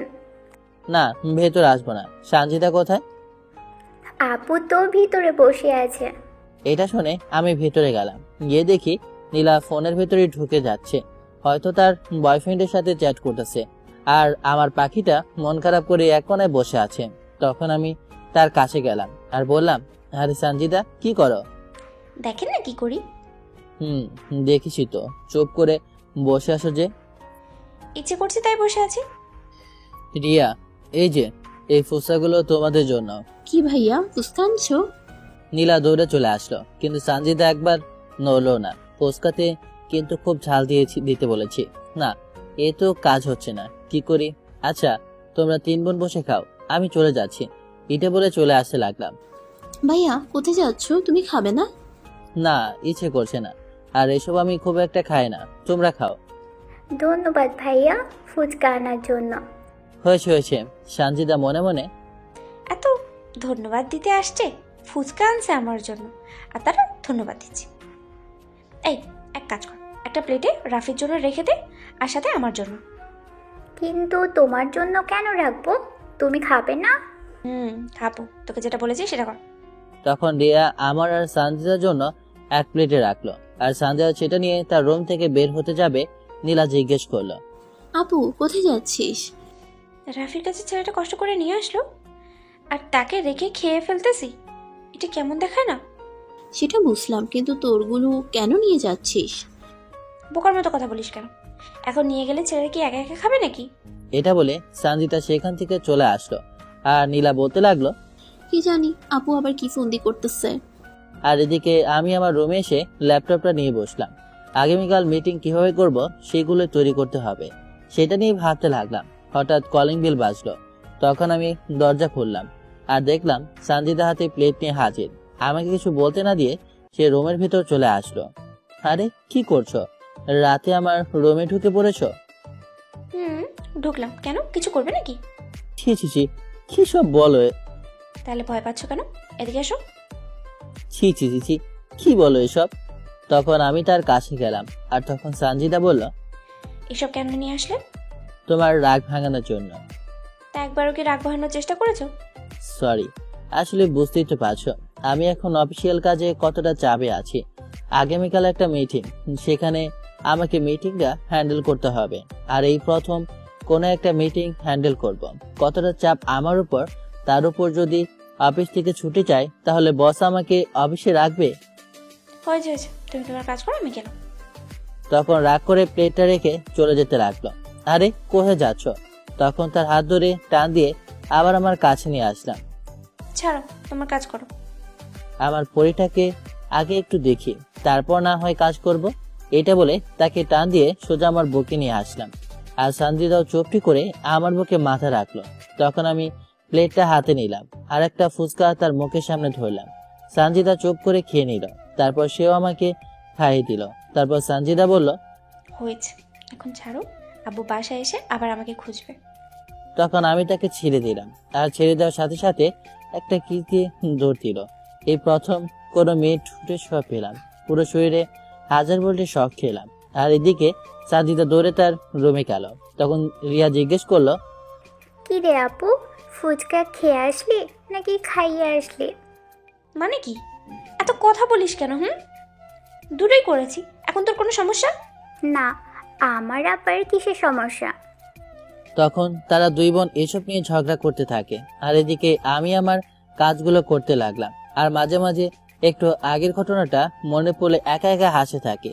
কাজ করতে করতে ক্লান্ত হয়ে গেলাম। তখন ভাবলাম আম্মুর সাথে একটু কথা বলা যাক। যেই ভাবা সেই কাজ। আম্মুকে কল দিলাম, কিছু কথা বললাম। আগামীকাল আমার মিটিং, দোয়া করতে বললাম। তারপর কলটা কেটে দিয়ে আবার কাজে মনোযোগ দিলাম। একটু পর দেখলাম ফোনটা বাজতেছে। তাকে দেখে লিজা কল দিয়েছে। কি মিস লিজা চৌধুরী, হঠাৎ এত রাতে কল? দিলাম। আগামীকাল মিটিং, তার প্রিপারেশন কেমন সেটা জানতে আর কি। ধন্যবাদ। তারপর কলটা কেটে দিলাম। তারপর আবার কাজে মনোযোগ দিলাম। আর এদিকে সঞ্জিদা শুয়ে তার ফ্রেন্ডদের সাথে কথা বলতেছে। আমার সাথে পঙ্গা নিতে আসছে, তার এমন অবস্থা করবো না যেটা সে বুঝতেই পারবে না। কাজটি কি ভালো হবে? এত কিছু আমি জানি না, তবে তাকে তো আমি শিক্ষা দেবই। জানি না, তবে আমি কিন্তু এতে নেই। তোর থাকতেও হবে না, আগামীকাল কলেজে আসবো। আমরাও আসবো। তখন তারা আরো কিছু বিষয় নিয়ে গল্প করে। আর এদিকে আমি ভাবতে লাগলাম পাগড়িটাকে একবার কল দিয়ে দেখি কি করে। তাই তাকে কল দিলাম, কিন্তু কল দিয়ে দেখলাম তার ফোন ওয়েটিং আছে। বুঝলাম না এত রাতে কার সাথে কথা বলছে যে ব্যস্ত দেখাচ্ছে। যাই হোক, আমার এইসব নিয়ে টেনশন করে লাভ হবে না, অনেক রাত হয়েছে, এখন ঘুমানোর দরকার। তখন এসব চিন্তা মাথা থেকে জেরে ফেলে ঘুমিয়ে পড়লাম। সকালে ঘুম থেকে উঠে ফ্রেশ হয়ে নাস্তা তৈরি করলাম। এর ভিতরে সঞ্জিদা কয়েকবার কল দিয়েছে, কিন্তু আমি রিসিভ করি নাই, কারণ আজ তাড়াতাড়ি অফিসে যেতে হবে। আর ওর সাথে কথা বলে হয়তো আরো লেট হয়ে যাবে। তখন উগান্ডার ম্যাপের মতো কয়েকটা রুটি তৈরি করলাম। তারপর সেগুলোকে বের হয়ে পড়লাম। কিন্তু সঞ্জিদাদের রুমের সামনে দিয়ে যাওয়ার সময় সঞ্জিদা ডাক দিল, আর আমিও দাঁড়িয়ে পড়লাম। তখন সঞ্জিদা বলল, সমস্যা কি তোমার? কয়টা কল দিয়েছি? আরে আমার আবার কিসের সমস্যা হবে? আসলে নাস্তা তৈরি করছিলাম তো, তাই হয়তো শুনতে পাইনি, সরি। মিথ্যা বলা অনেক সময় বাঁচার জন্য মিথ্যা বলতে হয়। আচ্ছা যাই হোক, পরে কথা বলবো, আমি এখন যাই, আমার লেট হয়ে যাচ্ছে। তারপর তাকে আর কিছু বলতে না দিয়ে আমি চলে আসলাম। জানি হয়তো এখন রাগ করেছে, আর আমি এটাও জানি পাগড়িটা আমার উপর বেশি সময় রাগ করে থাকতে পারবে না। তারপর একটা রিক্সা করে অফিস চলে আসলাম। আর সোজা বসের কেবিনে গেলাম। বস আমাকে সবকিছু বুঝিয়ে দিল। একটু পর ক্লায়েন্ট আসলো আর মিটিং শুরু করলাম। একসময় মিটিং শেষ হলো এবং সেটা ভালোই। আর এদিকে আজকে সঞ্জিদা কলেজে আসলো আর তার বন্ধুদের সাথে আড্ডা দিতে লাগলো। হঠাৎ তার এক বান্ধবী বলল, কিরে দুলাভাই কেমন আছে? দুলাভাই মানে কি? তোদের দুলাভাই? এখন এমন অভিনয় করছে যেন কিছুই জানে না। তুই তোদের বাসার ভাড়াটিয়ার সাথে রিলেশন করিস না? রিলেশন? আচ্ছা এক কাজ কর, ওই ছেলেটা মনে হয় নতুন, ডাক দে দেখি। তারপর তারা একটা ছেলেকে র্যাগিং করতে থাকে। আর এদিকে আমার মিটিং শেষ হওয়ার পর আমি আমার কেবিনে বসে রইলাম। একটু পর লিজা আসলো আর বলল, আরে মিস্টার রাফি, মিটিং কেমন হলো আপনার? আলহামদুলিল্লাহ ভালোই হয়েছে, আর ডিলটাও আমরা পেয়েছি। তাহলে তো আমাকে একটা ট্রিট দিতে হবে। দেব, আগে আমাকে ভাবতে দাও। তখন পিয়ন এসে বলল বস নাকি আমাকে ডেকেছে। তখন আমি বসের কেবিনে গেলাম। আসতে পারি বস? আসুন। আর আপনার উপস্থাপনা কিন্তু ভালো, যার জন্য আমরা এই বড় ডিলটা পেয়েছি। আর এতে আমাদের কোম্পানির অনেক লাভবান হবে। ধন্যবাদ আপনাকে। স্যার, এটা আমার দায়িত্ব, আর আমার দায়িত্ব আমি সঠিকভাবে পালন করার চেষ্টা করব। আর আপনাকে খুব ক্লান্ত লাগছে, আপনি বাসায় চলে যান, গিয়ে রেস্ট নিন। ধন্যবাদ স্যার। তারপর আমি চলে আসলাম বসের কেবিন থেকে। সত্যি আজকে খুব ক্লান্ত লাগতেছে, কারণ গতকাল অনেক রাত জেগে কাজ করেছি। তারপর আমি অফিস থেকে বের হয়ে গেলাম আর একটা রিক্সা নিয়ে বাসার পথে রওনা দিলাম। মাঝরাতে এসে পড়লাম ঝামেলায়। রিক্সার চাকা পাঞ্চার হয়ে গেছে। আর হয়েছে তো হয়েছে, এইরকম জায়গায় হয়েছে যেখানে আপাতত কোনো রিক্সায় নেই। এখন একটা রাস্তা, আর সেটা হচ্ছে হেঁটে যাওয়া। যেমন ভাবা তেমন কাজ, হাঁটা শুরু করলাম। আর এদিকে সঞ্জিদাও কলেজ শেষ করে বাসা যাওয়ার জন্য বেরিয়ে পড়লো। কানে হেডফোন দিয়ে গান শুনতে শুনতে যেতে লাগলো রাস্তা দিয়ে। আর এদিকে আমি হাঁটতে হাঁটতে কলেজের সামনে চলে আসলাম আর দেখতে পেলাম একটা মেয়ে রাস্তার মাঝ দিয়ে হাঁটতেছে, আর পেছন থেকে একটা ট্রাক জোরে জোরে হর্ন বাজাচ্ছে। কিন্তু মেয়েটা শুনতেই পাচ্ছে না, কারণ তার কানে তো হেডফোন দেওয়া। কি করবো বুঝতে পারছি না। তখন আমি এক দৌড় দিয়ে মেয়েটাকে ধাক্কা দিয়ে রাস্তার পাশে পড়ে গেলাম, আর সাথে সাথে ট্রাকটা চলে গেল। আর এদিকে আমি মেয়েটার উপরে পড়ে গেলাম। ওটা শক্তি পাচ্ছি না, হয়তো ব্যথা পেয়েছি। লোকজন দৌড়ে আসলো আমাদের দিকে, আর সবাইকে অবাক করে দিয়ে মেয়েটা যা করলো সেটা আমি ভাবতেও পারিনি। মেয়েটা আমাকে ধাক্কা মেরে ফেলে উঠে দাঁড়ালো আর ঠাস ঠাস ঠাস করে কয়েকটা চড় মারলো। চড়গুলো আমার গালে মেরেছে, আর এদিকে আমি একের পর এক অবাক হচ্ছি। সঞ্জিতাকে এখানে দেখে অবাক হয়ে গেলাম, আর এখন তো চড় মারলো, এতে আরো বেশি অবাক হলাম। সঞ্জিতা, তুমি আমাকে চড় মারলে? এই ফকিন্নি, তুই কোন সাহসে আমার নাম ধরে ডাকিস? হ্যাঁ, কি যোগ্যতা আছে আমার নাম ধরে ডাকার? কি বলছো কি তুমি? তোমার মাথা ঠিক আছে নাকি কোথাও ব্যথা পেয়েছো? রাগ তোর ব্যথা। সুন্দরী মেয়ে দেখলে লুচ্চামি করতে ইচ্ছে করে, তাই না? কি বলছো এসব? আমি তোমাকে ভালোবাসি। ইনফ্যাক্ট তুমি নিজেই তো বলেছিলে তুমি আমাকে ভালোবাসো। ভালোবাসা? এই, তুই নিজেকে কখনো আয়নায় দেখেছিস কেমন দেখতে তুই? আর তোর মতো ছেলেকে আমি ভালোবাসতে যাবো? আরে তুই তো আমার বাসার সামনের ভাড়াটিয়া, তোকে ভালোবাসতে যাবো আমি? তার এই কথাগুলো শুনে আমার ভেতরটা কেমন মোচড় দিয়ে উঠলো। এক সেকেন্ডে মনে হচ্ছে আমার সবকিছু ওলট পালট হয়ে গেল। তখন ওখানকার লোকজন বলতে লাগলো, আরে আপা, আপনি কি পাগল হয়ে গেলেন নাকি? যে ছেলেটা আপনাকে মৃত্যুর হাত থেকে বাঁচালো তাকে আপনি অপমান করছেন। আপনাদেরকে কি কেউ এখানে ডেকেছে নাকি? তাহলে কেন এসেছেন এখানে? আর এই যে মিস্টার রাফি, আমি আপনাকে বলছিলাম না আমার সাথে লাগতে আসবেন না, শেষ হয়ে যাবেন। দেখ আমি কি করতে পারি। আর শোন, তোর এই মুখটা যাতে আমি আর কখনো না দেখতে চাই না। তোর মতো বেহায়ার মুখ, যাকে কিনা দিনে 1000 বার বাসা থেকে চলে যেতে বলেছি কিন্তু সে চায় না। শুধু একদিন আব্বুর জন্য থাকতে পেরেছিস। আমি চাই না তুই আর আমার বাসায় থাক, আর কখনো আমাকে ভালোবাসার কথা বলতে আসবি না। এটা বলে সঞ্জিতা চলে যেতে লাগলো, আর আমার পুরো পৃথিবীটা ঘুরতে লাগলো। কি বলে গেল সঞ্জিতা? আমাকে নাকি ভালোবাসে নাই। তাহলে এতদিন কি ছিল? সবটা কি শুধু অভিনয় ছিল, নাকি প্রতিশোধ নেওয়ার জন্য এরকম করেছে? আমার আর এই মুখটা নাকি সে আর দেখতে চায় না। দেখাবো না আমার এই মুখ। আর সঞ্জিতাকে কিন্তু এখনো আমার সবকিছু কেমন যেন স্বপ্ন স্বপ্ন মনে হচ্ছে এগুলো আমি স্বপ্ন দেখতেছি, কিন্তু না, এসব আমার বাস্তব জীবনে ঘটে গেছে 2 মিনিট আগে। দাঁড়িয়ে দাঁড়িয়ে নীরবে চোখের পানি ফেলতেছি। হঠাৎ কয়েকজন এসে বলল, আরে ভাই, আপনি দাঁড়িয়ে আছেন কেন? আপনার হাত দিয়ে তো রক্ত চড়ছে। তখন আমি হাতের দিকে তাকিয়ে দেখলাম সত্যি অনেক জায়গা ছিলে গেছে আর অনেক রক্তও ঝরতেছে। কিন্তু কি হবে, এর থেকে বেশি কষ্ট তো আমার মনের ভেতরে এখন। ভাই, বড়লোকের মেয়েগুলো এরকমই হয়। আপনি চলেন, আপনাকে ডাক্তারের কাছে নিয়ে যায়। ভাই, ও ভুল কিছু করে নাই, সব দোষ আমার। এত বলার পরও তাদের বাসায় রয়ে গেলাম। নিজের পরিবারের মতো ভেবেছিলাম তাদের, কিন্তু আমাকে নিয়ে যে তাদের এত অভিযোগ আমার জানা ছিল না। তখন লোকজন আমাকে একটা হাসপাতালে নিয়ে যায়। ডাক্তার ড্রেসিং করে ওষুধ লিখে দিল আর ব্যান্ডেজ করে দিল। তারপর আমি সেখান থেকে চলে আসলাম। বুঝতে পারছি না কি করব, কিন্তু আমি এতটুকু জানি আমি আর সঞ্জিতার সামনে যাব না। তখন আমি লেজাকে কল দিলাম আর বললাম আমি কিছুদিনের জন্য বাসায় যাব, আমার ডিলটা যাতে সে করে নেয়। তখন আমি বসকে কল দিয়ে সব বললাম যে আমি অ্যাক্সিডেন্ট করেছি, কিছুদিন অফিসে আসবো না। তখন আমি আম্মুকে কল দিলাম, ভালো মন্দ জিজ্ঞেস করে বললাম, আম্মু আজ রাতে আমি বাসার উদ্দেশ্যে রওনা দিব কিছুদিন থেকে, তারপর আবার চলে আসবো। আপনারা হয়তো ভাবছেন আমি সঞ্জিতার সামনে যেতে চাই না, ঠিক আছে, কিন্তু ঢাকা শহর ছেড়ে কেন যাচ্ছি? আসলে অনেক ভালোবেসেছিলাম মেয়েটাকে। হয়তো এখানে থাকলে মেয়েটাকে ভুলতে পারবো না। আবার অনেকদিন হয়ে গেল বাসায়ও যায় না। এদিকে অ্যাক্সিডেন্ট, বুঝতেই তো পারছেন, অফিসে যেতেও পারবো না। তাই এই সময়টুকু বাসায় পরিবারের সাথে কাটিয়ে আসি, হয়তো মনটাও ভালো হয়ে যাবে।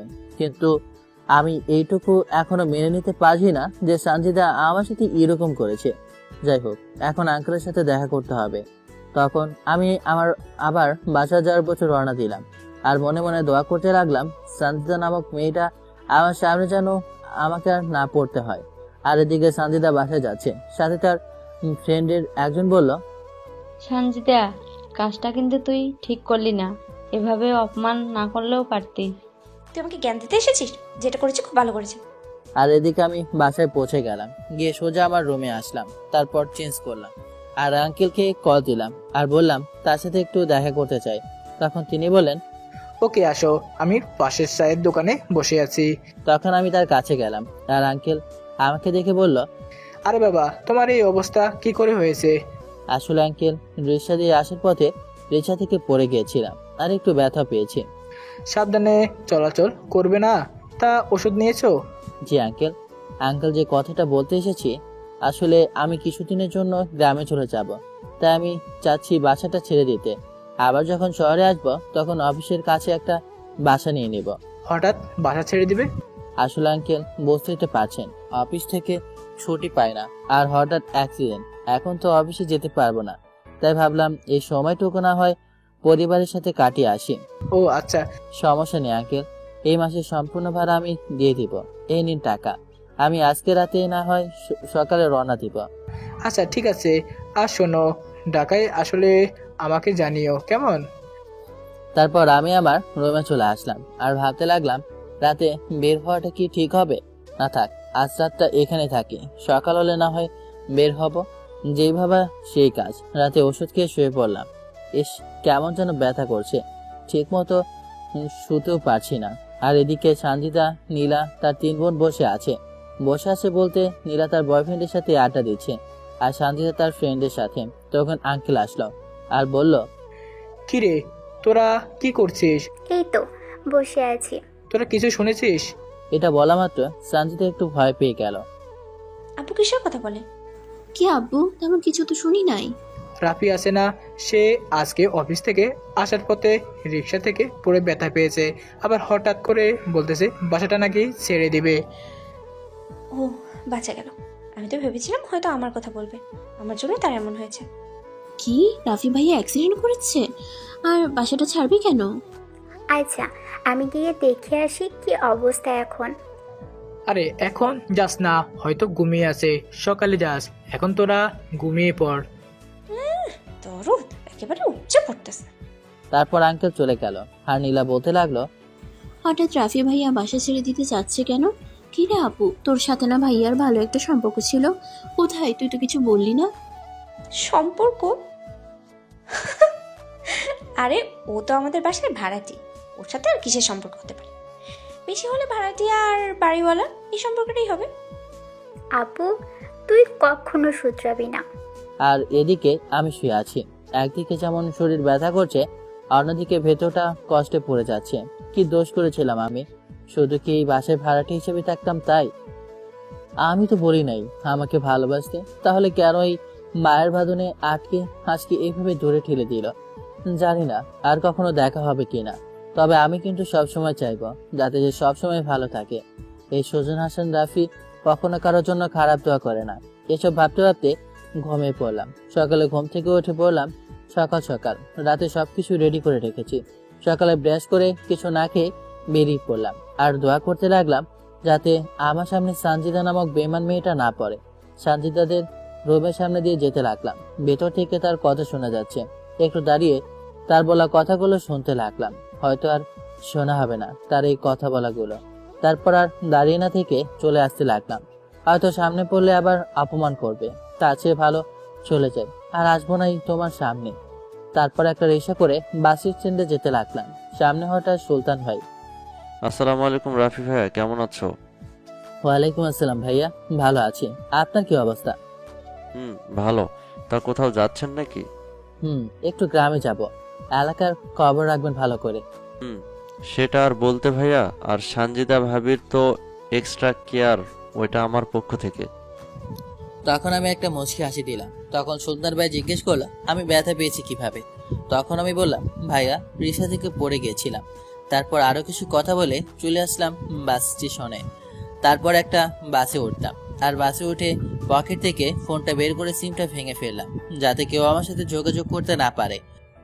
আর নতুন একটা সিম ওপেন করলাম যেখানে শুধু লিজার নাম্বারে কল দিলাম। এরপর বাস চলতে লাগলো তার আপন গতিতে, আর আস্তে আস্তে চলে আসতে লাগলাম আমার চিরচেনা সেই গ্রামে, যেখানে জড়িয়ে আছে হাজারো স্মৃতি, যেটা চাইলে কখনো ভোলা সম্ভব না। এরপর বাস থেকে নেমে একটা রিক্সা নিয়ে সোজা বাসায় চলে আসলাম। বাসে এসে আম্মুকে ডাক দিলাম। আমার ডাক শুনে আম্মু বাহিরে আসলো আর আমাকে দেখে কেঁদে দিল।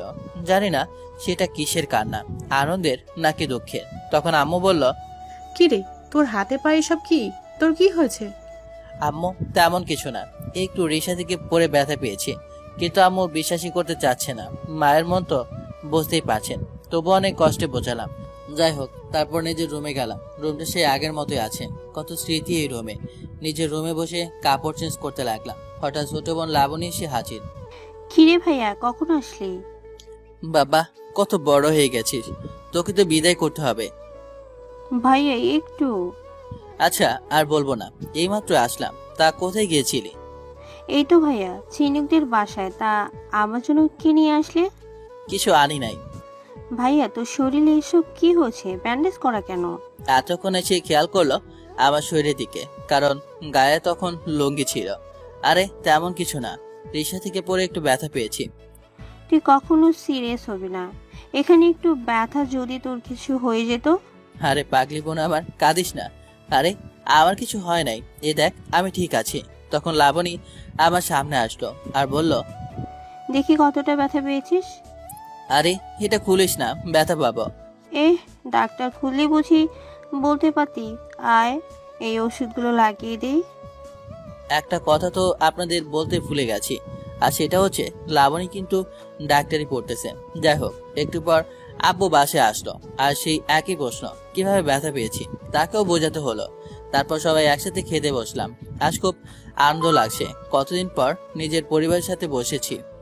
আর অন্যদিকে সকালে রিয়া নীলা ঘুম থেকে উঠে সোজা আমার রুমের সামনে আসলো, কিন্তু সেখানে এসে তারা অবাক হলো। আর সেটা হচ্ছে আমার রুমের সামনে তালা ঝুলছে, আর তারা বুঝতে পারছে না তালা কেন ঝুলছে, আর আমি কোথায় গেলাম এত সকালে। তখন নীলা ফোন বের করলো আর আমার নাম্বারে কল দিল, কিন্তু তখন তারা আরো বেশ অবাক হলো। আর সেটা হচ্ছে আমার ফোন বন্ধ দেখাচ্ছে, কিন্তু নীলা ভালো করে জানে আমার ফোন কখনো বন্ধ থাকে না। তাহলে কি রাফি ভাইয়া সত্যি চলে গেল? আমারও তো মনে হচ্ছে, কিন্তু আমার খুব খারাপ লাগতেছে। জানিস, লোকটা অ্যাক্সিডেন্ট করেছে, কেমন ব্যথা পেয়েছে সেটাও দেখতে পারলাম না। একা একা কোথায় গেল সেটাও জানতে পারছি না, ফোনটা বন্ধ করে রেখেছে।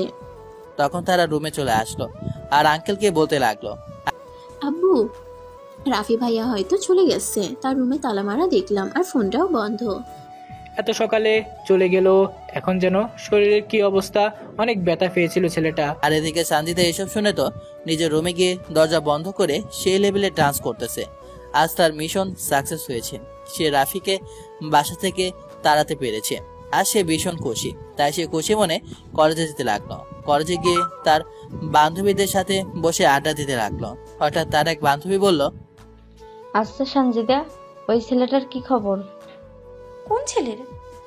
গতকাল যাকে অপমান করলি, আবার তোকে বাসাতে গিয়ে ব্যথা পেয়েছে। সেটা আমি কি করে বলবো? ওর খবর কি শুনেছি আমাদের বাসা থেকে চলে গেছে? তবে তুই কাজটা কিন্তু ভালো করিস নেই।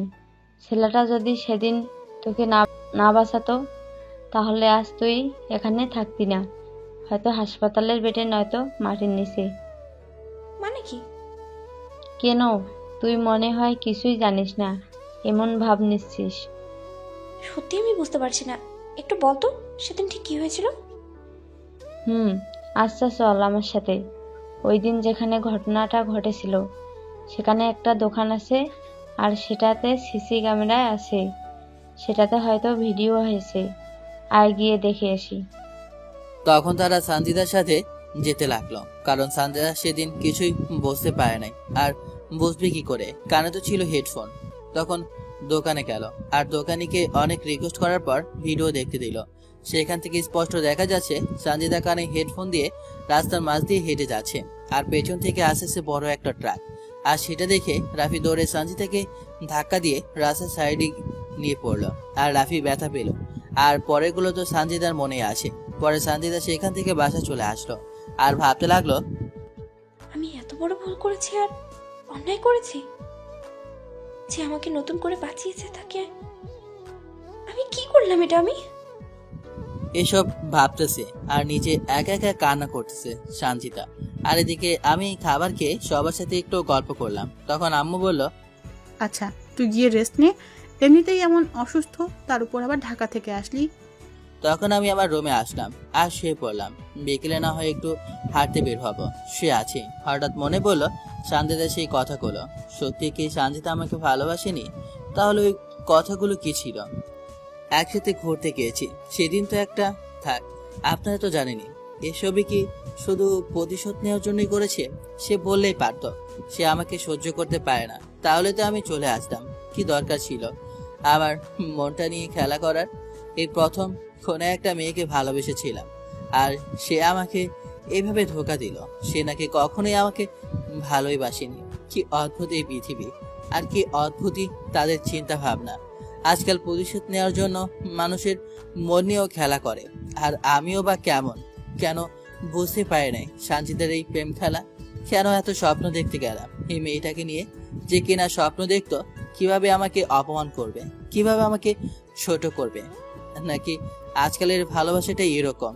আজ এই চোখের পানিটাও কেমন যেন স্বার্থপর, নিজের চোখের জন্য না কেঁদে অন্যের জন্য কাঁদে। এসব ভাবতে ভাবতে আমার চোখ দিয়ে কয়েক ফোঁটা জল গড়িয়ে পড়লো। আসলে আমিও না খুব বোকা, বাড়িওয়ালার মেয়ের সাথে গিয়ে প্রেম করতে গেলাম। আরে তোর বোঝা উচিত ছিল তুই রাস্তার ছেলে, তোকে রাস্তায় মানায়, কোনো মেয়ের সাথে না। এসব ভাবতে ভাবতে ঘুমিয়ে পড়লাম, শরীর ক্লান্ত তাই। আর অন্যদিকে সঞ্জিতা রুমে এসে কান্না করতে থাকে। কি করলো সে এমনটা করতে পারলো যে তাকে বাঁচিয়েছে, তাকে সে এক প্রকার মেরে ফেললো। জানি না রাফি কেমন আছে আর কেমন ব্যথা পেয়েছে। সেদিন তো রাগে আর জিদের কারণে এসব করলাম। আজ কেন এত কষ্ট হচ্ছে? মনে হচ্ছে রাফির গায়ে যতটা আঘাত লেগেছে তার থেকে বেশি আঘাত এখন আমার গায়ে লেগেছে। সঞ্জিতা এক প্রকার কান্না করে দেয়। তখন সে ফোন বের করে আর আমার নাম্বারে কল দিতে থাকে। কিন্তু কি হবে, আমার সিমটা তো বন্ধ। সঞ্জিতা বারবার আমার ফোন বন্ধ পেয়ে কান্না করে বলতে থাকে, প্লিজ ফোনটা ওপেন করো প্লিজ। কিন্তু লাভ হবে না, কারণ আমি তো সিমটা ভেঙে ফেলেছি। এরপর সঞ্জিতা কান্না করতে থাকে।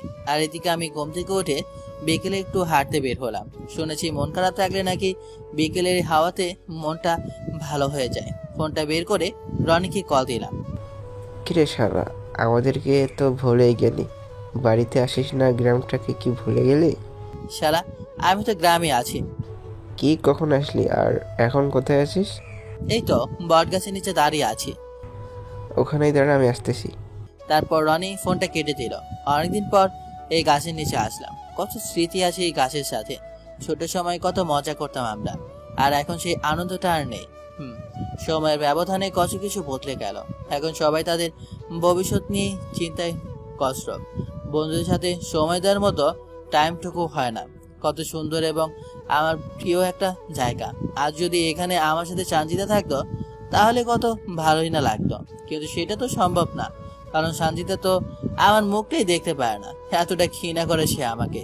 এসব ভাবছি, হঠাৎ পেছন থেকে একটা চট দিয়ে বলে উঠলো, কি রে, কেমন আছিস? তাকে দেখি সজল, রনি, জাহিদ এসেছে। এই তো আলহামদুলিল্লাহ, তোরা সবাই কেমন আছিস? কিরে, তোর সব কি হয়েছে হাতে? পায়ে ব্যান্ডেজ কেন? আরে ওইটা কিছু না, রিক্সা থেকে পড়ে গিয়ে ব্যথা পেয়েছি। ছাড় তো এসব, বল কেমন আছিস? আমরা আর ভালো। তারপর আমরা গল্প করতে লাগলাম। হঠাৎ সজল জিজ্ঞেস করলো, কি রে, বিয়ে করবি না? এই বিয়ের কথা শুনে আমার মনটা আবার খারাপ হয়ে গেল। কত স্বপ্ন ছিল সঞ্জিতাকে নিয়ে, তাকে বিয়ে করব।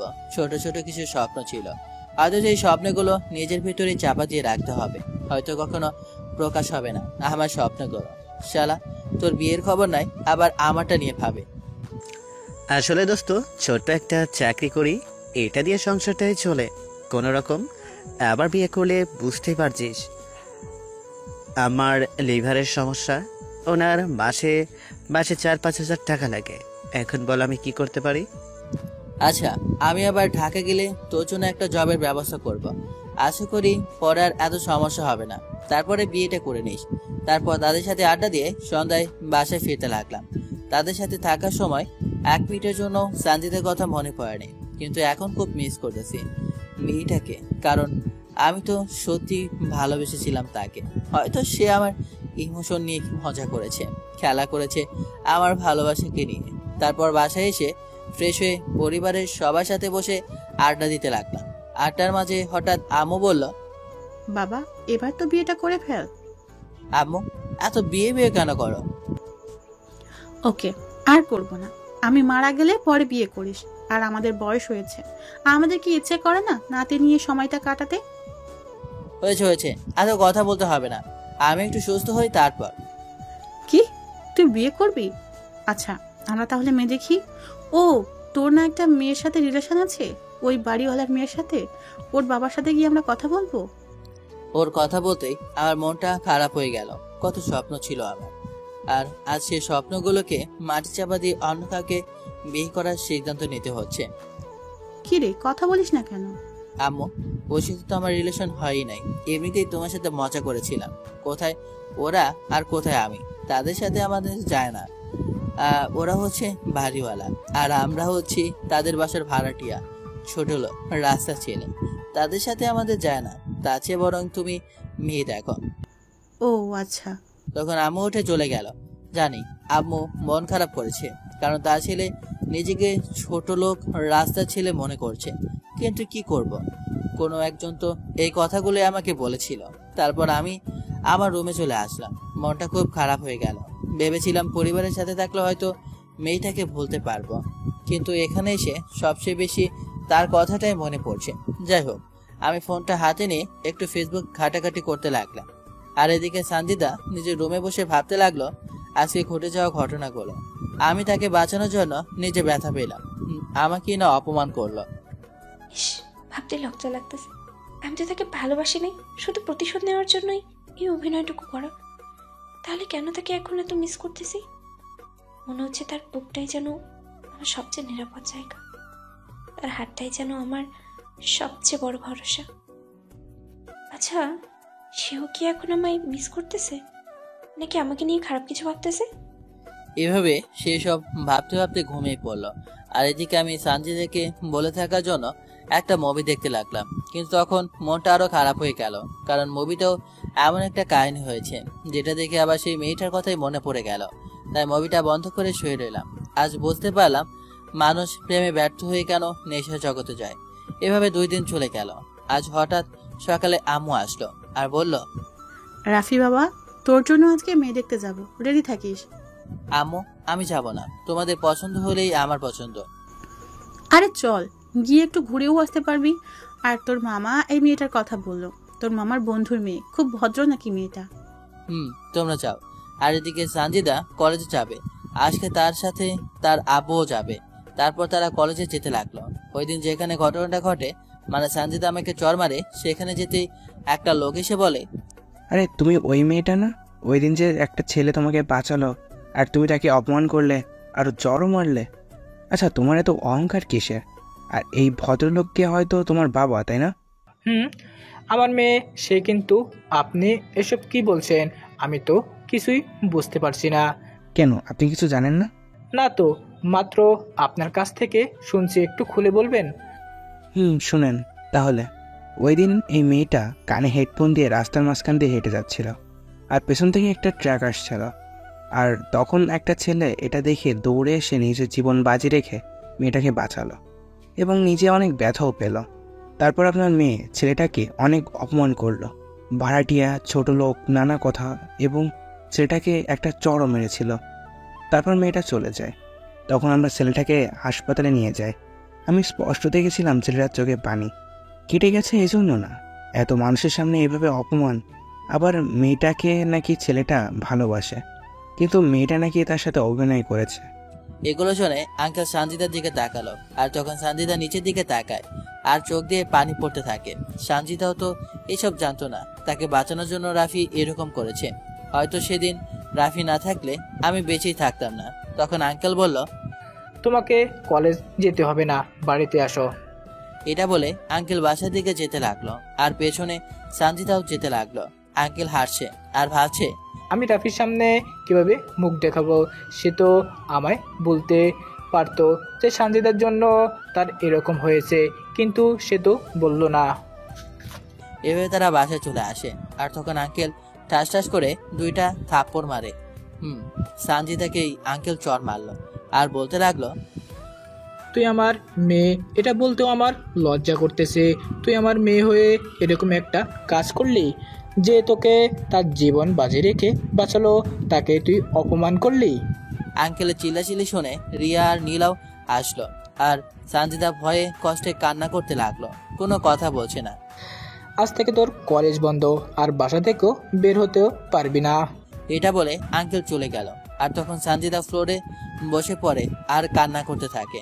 তখন রিয়া আর নীলা জিজ্ঞেস করলো, আপু কি হয়েছে? আব্বু এরকম কেন করছে? আর তুই বা কান্না করছিস কেন? অনেক বড় ভুল করে ফেলেছি রে। আমি তো আর থাকতে পারছি না। এই গেমটাতে হয়তো আমি হেরে গেছি। রাফিকে প্রেমের জালে ফাঁসিয়ে প্রতিশোধ নিতে চেয়েছিলাম, কিন্তু আজ আমি নিজেই হেরে গেছি তার ভালোবাসার কাছে। আমি বাঁচতে পারবো না এই রাফিকে ছাড়া। কি বলছিস জাতা? কি হয়েছে একটু খুলে বল তো। এসব শুনলে বাবার মতো তুইও বলবি। বোন হিসেবে পরিচয় দিতে তোদের লজ্জা হচ্ছে।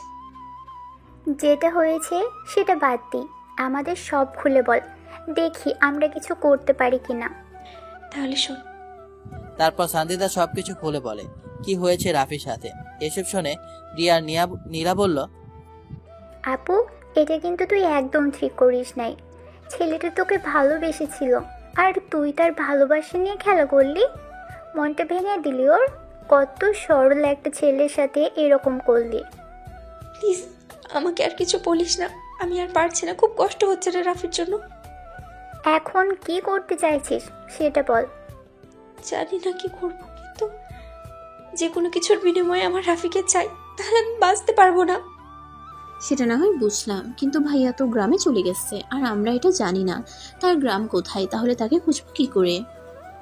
আচ্ছা যদি খুঁজে পাও আর পরে যদি সে তোমাকে মেনে না নেয় আর অপমান করে? করুক অপমান, তবুও তাকে আমার চাই। একটু হেল্প কর না আমাকে। আচ্ছা ঠিক আছে, ভাবতে দে কিভাবে কি করা যায়। তখন সানজিদা তার রুমে আসে আর শুয়ে ভাবতে থাকে কিভাবে জানবে রাফির গ্রামের বাসা কোথায়। আর এদিকে আমি বাসায় বসে আছি, আজকে ব্যান্ডেজ করে ফেললাম। হঠাৎ ফোনটা বাজে থাকে, তাকে দেখি লিজা কল দিয়েছে। তখন আমি কলটা রিসিভ করলাম। কেমন আছো মিস লিজা? ভালো। তা গ্রামে গিয়ে তো আমাদের ভুলে গেলে? আরে না, ভুলবো কেন, আসলে অনেকদিন পর গ্রামে আসলাম, বুঝতেই তো পারছো। তাই ওই দিকের খবর কি? ভালো। তবে ঢাকা কবে আসতেছো? আর ঢাকা, বাসা থেকে বিয়ের জন্য চাপ দিচ্ছে, বুঝতে পারছি না কি করব। আজকে নাকি মেয়ে দেখতে যাবে, কি করব বুঝতেই পারছি না। বিয়েটা করে নাও। আরে ধুর, মজা করো না। তারপর ওর সাথে গল্প করতে লাগলাম। একটু পর বাসা থেকে রেডি হয়ে সবাই মেয়ে দেখতে গেল আর আমি বসে বসে নোটবুকে লিখতে লাগলাম। আর এদিকে সানজিদা আর তার দুই বোন মিলে ভাবতে লাগলো কিভাবে কি করা যায়। হঠাৎ রিয়া বলে উঠল, পেয়ে গেছি। তোমাদের এই মনে আছে আব্বু যেদিন রাফি ভাইয়ের সাথে পরিচয় করিয়ে দিয়েছিল আর কি বলেছিল? কি বলেছিল? আমি তো এসব ভালো করে শুনি নাই। বলেছিল আব্বুর গ্রামের ছেলে রাফি ভাইয়া। তাই নাকি? কিন্তু আমি তো জানি না আব্বুর বা আমাদের গ্রামের বাসা কোথায়, কখনো তো যাওয়া হয় নাই। সেটা আব্বুর কাছ থেকে জানতে হবে। তখন তারা আঙ্কেলের কাছে যায়, তাদের বাবার কাছে। আচ্ছা আব্বু, আমাদের দাদুর বাসা কোথায় সেটা তো জানি না। আমার গ্রামের বাসায় তো তোমাদের কখনো নিয়ে যাওয়া হয় নাই। গাজীপুর শ্রীপুরে আমাদের গ্রামের বাসা। ও আচ্ছা, তাহলে রাফি ভাইয়ের বাসাও তো সেখানে? কিন্তু কেন? সেটা পরে দেখতে পাবে, এখন আমার কাজ আছে, আমি যাই। তখন রিয়া সানজিদার রুমে আসে আর বলে, আপু খোঁজ পেয়ে গেছি, রাফি ভাইয়ার বাসা গাজীপুরে শ্রীপুরে। আমাকে সেখানে যেতে হবে আর তাকে খুঁজে বের করতে হবে। সেটা তোমার ইচ্ছে, তুমি কি করবে? আমি যে তাকে সত্যি ভালোবেসে ফেলেছি, তাকে আমার চাই, যেভাবেই হোক। আর এদিকে সবাই মেয়ে দেখতে গেছে আর আমি মনে মনে দোয়া করতে লাগলাম যাতে মেয়ে তাদের কোনোভাবেই পছন্দ না হয়, কারণ এখন বিয়ে করার কোনো ইচ্ছে আমার নেই। ছোট বোনও গেছে, বাসায় এখন শুধু আমি একা। এভাবে বিকেল হয়ে আসলো আর সবাই বাসায় ফিরে আসলো। ছোট বোন এসে বলল, ভাইয়া ভাবিকে তো আমাদের খুব পছন্দ হয়েছে, দুদিন পর তারা আসবে আমাদের বাসায়। আল্লাহ, এটা কি বলে? আমার তো তাহলে কবুল হয় নাই। যাই হোক, এভাবে দিনটা কেটে গেল। রাতে খাওয়া দাওয়া করে শুয়ে পড়লাম। এভাবে 2 দিন কেটে গেল। আজকে মেয়েদের বাসা থেকে নাকি আমাকে দেখতে আসবে। ইচ্ছা না থাকা সত্ত্বেও বাসায় থাকতে হচ্ছে। কি করব? আমার তো হাত পা বাঁধা। আম্মু কি বললো সেটা তো আপনাদের মনে আছে। তারা সবকিছু দেখে বলল তাদেরও পছন্দ হয়েছে, এখন শুধু বিয়েটা হলেই হয়। লঠেলা, এখন আবার আমাকে বিয়ে করতে হবে। যাই হোক, তারা নাকি পরে বসে বিয়ের ডেটটা ঠিক করবে। আর দিকে সানজিদা ভাবতে লাগলো আগামীকাল সে রওনা দিবে আমার বাসার উদ্দেশ্যে। তার ফোনে আমার একটা পিক আছে, সেটা দেখাতে দেখাতে আমার কাছে আসবে। যাই হোক, এদিকে আমি তো চিন্তা করতে লাগলাম সঞ্জিতার কথা। সে এখন কি করছে? হয়তো ভালোই আছে, আর ভালো থাকারই তো কথা, কারণ সে তো তার মিশনে সাকসেস হয়েছে। হেরে গেছে শুধু আমি। রাতে শুয়ে আছি, হঠাৎ লাবণী এসে হাজির। কিরে ভাই, কি করিস? কিছু না, শুয়ে আছি। ভাইয়া, ভাবি কিন্তু হেবি সুন্দর, তোর সাথে যা মানাবে না বলে বোঝাতে পারবো না। থাক, আর বোঝাতে হবে না। আর এখনই এত ভাবি ভাবি করিস না, আগে বিয়েটা হোক। এখনো এত ভাবি ভাবি ডাকলে পরে কি ডাকবি? ধুর, তুই এরকম কেন? যা, এত কথা বলিস না। তোর কাজ থাকলে সেটা কর, এখন যা। তারপর লাবণী চলে গেল, আর আমিও ঘুমিয়ে পড়লাম। আর এদিকে সঞ্জিতা সবকিছু রেডি করে নিল। সকাল হওয়া মাত্র সে বেরিয়ে পড়বে রাফির গ্রামের উদ্দেশ্যে। তারপর সঞ্জিতাও ঘুমিয়ে পড়ল। আর এইভাবে রাতটা কেটে ভোরের আলো ফুটলো, আর সঞ্জিতাও বেরিয়ে পড়লো একটা রিক্সা করে বাস স্টেশনে আসলো। তারপর বাসে করে আসতে লাগলো। আর এদিকে আমি ঘুম থেকে উঠে ফ্রেশ হয়ে নাস্তা করলাম, আর একটু হাঁটতে লাগলাম। হাঁটতে হাঁটতে স্কুলের মাঠে আসলাম, আর দেখলাম ছোটরা ক্রিকেট খেলছে। আর বরাবরের মতোই আমার ক্রিকেট খুব পছন্দ, তাই আর দেরি না করে হাতে ব্যথা নিয়েও তাদের সাথে খেলতে নেমে পড়লাম মাঠে। কিছু সময় খেলার পর বাসায় চলে আসলাম। আর এদিকে সঞ্জিতা আমাদের গ্রামে এসে পড়লো, কিন্তু সে তো এখানে কিছুই চেনে না। তখন একজন লোককে আমার পিক দেখিয়ে জিজ্ঞেস করলো আমার বাসা কোন দিকে। তখন লোকটি বলল, এখান থেকে কিছুটা সামনে যাবেন, গিয়ে একটা মসজিদ দেখবেন, আর ওখানে গেলে যে কাউকে দেখালে ওদের বাসায় নিয়ে যাবে। তখন সঞ্জিতা আবার হাঁটতে লাগে। গ্রামের আঁকাবাঁকা পথ সঞ্জিতার হাঁটতে ভালোই লাগছে। এই প্রথম সঞ্জিতা গ্রামে এসেছে, মাঠে কৃষক কাজ করছে, আর সঞ্জিতা সেগুলো দেখছে আর হাঁটছে। কিন্তু সে আর মসজিদ খুঁজে পাচ্ছে না। আর ওই রাস্তা দিয়েই আমার বন্ধু সজল বাজারে যাচ্ছিল। তাকে দেখে সঞ্জিতা জিজ্ঞেস করলো, আচ্ছা ভাইয়া, এই ছেলেটার বাসা কোন দিকে বলতে পারেন? সজল আমার পিকটা দেখলো আর বলল, বলতে পারি, কিন্তু তাকে কেন খুঁজছেন সেটা বলবেন। আসলে সে আমার ফ্রেন্ড, ঢাকায় থাকি। কোনো একটা বিষয় নিয়ে আমার ঝগড়া হয়, পরে সে গ্রামে চলে আসে আর নাম্বারটাও চেঞ্জ করে নেয়। ও আচ্ছা, তাহলে আপনি আমার সাথে চলেন, আমি নিয়ে যাচ্ছি ওদের বাসায়। ধন্যবাদ ভাইয়া। আমি আর রাফি একসাথে লেখাপড়া করছি, আর আপনি কি জানেন তার আর একটা নাম আছে, আর সেটা হচ্ছে সুজন। জানি, ও যে লেখালেখি করে সেটা তো দেখেছি।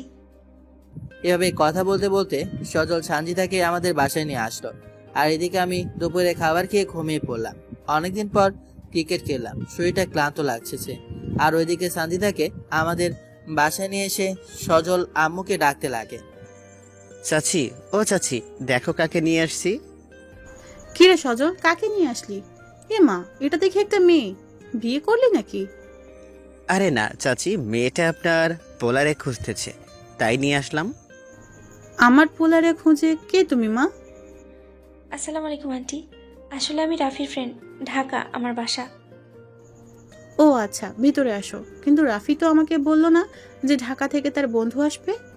আন্টি, আসলে এটা সে নিজেও জানে না। আমাদের মাঝে একটু ঝামেলা হয়েছিল, আর তারপর থেকে নাম্বারটা চেঞ্জ করে ফেলেছে, তাই দেখতে আসলাম তার কিছু হয়েছে কিনা। কোথায় সে? সে তো ঘুমিয়ে আছে। আচ্ছা, আমি ডেকে দিচ্ছি। না না, থাক আন্টি, আমি দেখতেছি। ও রুমটা কোন দিকে? ওই যে ওইটা। তুমি গিয়ে ফ্রেশ হও, আমি তোমার জন্য খাবারের ব্যবস্থা করতেছি। আর এদিকে সঞ্জিতা আমার রুমে আসলো আর দেখলো আমি শুয়ে আছি। তখন সে আমার কাছে আসলো আর পাশে বসলো। সঞ্জিতা আমার ঘুমন্ত সেই মুখটা দেখতে লাগলো, কত নিষ্পাপ লাগছে ছেলেটাকে। তখন সে মনের অজান্তেই আমার কপালে একটা ইয়ে বসিয়ে দেয়। না মানে, বুঝতেই তো পারছেন, আমার আবার এসব বলতে লজ্জা লাগে। আর এদিকে আমার বুকে হঠাৎ ভারী কিছু অনুভব করলাম, মনে হচ্ছে আমার উপর কেউ শুয়ে আছে। তখন হঠাৎ করে আমার ঘুমটা ভেঙে যায়, আর ঘুম ভাঙার পর দেখতে পেলাম আমার উপর কোনো একটা মেয়ে শুয়ে আছে। এটা দেখে তো আমি বুদবুদ বলে চিৎকার দিয়ে উঠলাম। আমার চিৎকার শুনে সঞ্জিতা আমার বুক থেকে মাথা ওঠায়। আসলে সঞ্জিতা অনেকটা টায়ার্ড ছিল। তখন সে আমার বুকে এসে ঘুমিয়ে যায়, আর আমার চিৎকার শুনে ঘুম ভেঙে যায়। আমি ভূত করে চিৎকার করছি দেখে সে আমার মুখ চেপে ধরে আর বলে, আরে চিৎকার করো না, আমি সঞ্জিতা। আমি ওকে দেখে তো অবাক, সে এখানে কি করে? আপনি এখানে কেন? তোমার কাছে এসেছি, আসলে সেদিনের জন্য সরি বলতে এসেছি, আর সারা জীবনের জন্য তোমার হতে এসেছি। দেখেন, মজা করার সময় বা জায়গা এটা না। আমি মজা করছি না, আমি একদম সিরিয়াস। কিন্তু আমি তো সিরিয়াস না। আর ওই দিনের জন্য সরি কেন বলছেন? সরি তো আমি বলবো। ওই দিন আপনাকে ধাক্কা না দিলে হয়তো আপনি পড়ে যেতেন না, আর ব্যথাও পেতেন না। আর আমার মতো ছোট লোক রাস্তা ছেলের কাছে কেন আসলেন? এটা কিন্তু ঠিক করলেন না। প্লিজ রাফি, আমাকে আর লজ্জা দিও না প্লিজ, আমি আর পারছি না, আমাকে ক্ষমা করে দাও। আরে কি বলছেন কি আপনি? আপনি কেন সরি বলছেন? সরি তো আমি বলবো, কারণ আপনি না চাওয়া সত্ত্বেও আমি আপনাদের বাসায় ভাড়া থেকেছি। প্লিজ রাফি, এসব বলো না। আমি ভুল করেছি, তোমার ভালোবাসা নিয়ে খেলা করেছি, আর এখন সত্যি আমি তোকে খুব ভালোবাসি। ভালোবাসা? আপনি চলে যেতে পারেন, কারণ আমার বিয়ে ঠিক হয়েছে, আর চাইলে বিয়েটা খেয়ে যেতে পারেন। কি? তোমার বিয়ে ঠিক হয়েছে? আমি বিশ্বাস করি না, তুমি এমনটা করতেই পারো না। আমি তোমাকে সত্যি খুব ভালোবাসি, প্লিজ রাফি। দেখেন, আমিও আপনাকে খুব ভালোবেসেছিলাম, নিজের থেকে খুব বেশি, কিন্তু তার বদলে আপনার কাছ থেকে কি পেয়েছিলাম? এক বুক কষ্ট আর অপমান। আর চাই না কারো ভালোবাসা। আপনি ভালো, ভদ্র এবং বড় লোকের মেয়ে, ভালো একটা ছেলে দেখে বিয়ে করতে পারেন। আর আমি ছোট লোক, রাস্তার ছেলে, আমার সাথে আপনার যায় না। এর ভেতরে আম্মু এসে হাজির। এই যে মা, আসো। আর ওই হারামজাদা, তুই আগে বলিস নাই কেন তোর ঢাকা থেকে বন্ধু আসবে? সেটা আমি জানলে তো। আন্টি, আমি খাবো না, চলে যাবো এখন। সে কি, এত দূর থেকে এলে আর এখনই চলে যাবে? এটা তো হবে না। না আন্টি, যার জন্য এসেছি সেই চলে যেতে বলেছে, তাহলে এখানে থেকে কি লাভ? আচ্ছা, তুমি আগে আসো, খাবার খাও, তারপর দেখা যাবে। ওই হারামজাদা, তুই এদিকে আয়। তখন আমি আম্মুর কাছে গেলাম। তখন আম্মু বলল, এই যে এগুলো নিয়ে আয়। মেয়েটা এত দূর থেকে এলো, এখন যদি চলে যায় অনেক রাত হয়ে যেতে পারে, আর একা একটা মেয়ে এত রাতে যাওয়া ঠিক হবে না। আচ্ছা ঠিক আছে। তখন আমি বাজারে গেলাম, আর এদিকে আম্মু সঞ্জিতাকে খাবার দিল। সঞ্জিতা খাচ্ছে, আর আম্মুকে জিজ্ঞেস করলো, আচ্ছা আন্টি, রাফিকে কোথায় বিয়ে দিচ্ছেন? ও ও কি তোমাকে সেটাও বলে নাই? না আন্টি, তাই তো জিজ্ঞেস করলাম। দেখছো কেমন বান্দর পোলা, নিজের বন্ধুদেরও বললো না, তার মামার বন্ধুর মেয়ের সাথে। আর বিয়ের দিন কিন্তু তোমাকে অবশ্যই আসতে হবে। জি আন্টি। তারপর সঞ্জিতা খাওয়া দাওয়া করলো, আর তারপর সে চলে যেতে চাইলো, কারণ তার এখানে থেকে কি লাভ? যার জন্য আসলো সে তো অন্য কাউকে বিয়ে করে সুখী হতে চায়। আর এদিকে সন্দেহ হয়ে গেল। তখন আমি তাকে বললাম, এই যে মিস সঞ্জিতা, এখন এখান থেকে যাওয়া যাবে না। আমাদের পরিবারের একটা সম্মান আছে আর নিয়ম আছে। কোনো মেহমান আমাদের বাসা থেকে সন্ধ্যায় বের হতে পারে না। তাই আজকে রাতে আপনাকে এখানেই থাকতে হবে, আর সকাল হলে আপনি যেখানে ইচ্ছে চলে যেতে পারেন। তখন আর কি সঞ্জিতা যেতে পারলো না, তাকে থাকতে দেওয়া হলো লাবণীর সাথে। রাতে সবাই খাওয়া দাওয়া শেষ করলাম, আর সঞ্জিতা লাবণীর সাথে যাওয়ার আগে আমার রুমে আসলো। তখন আমি তাকে বললাম, আরে এত রাতে আমার রুমে?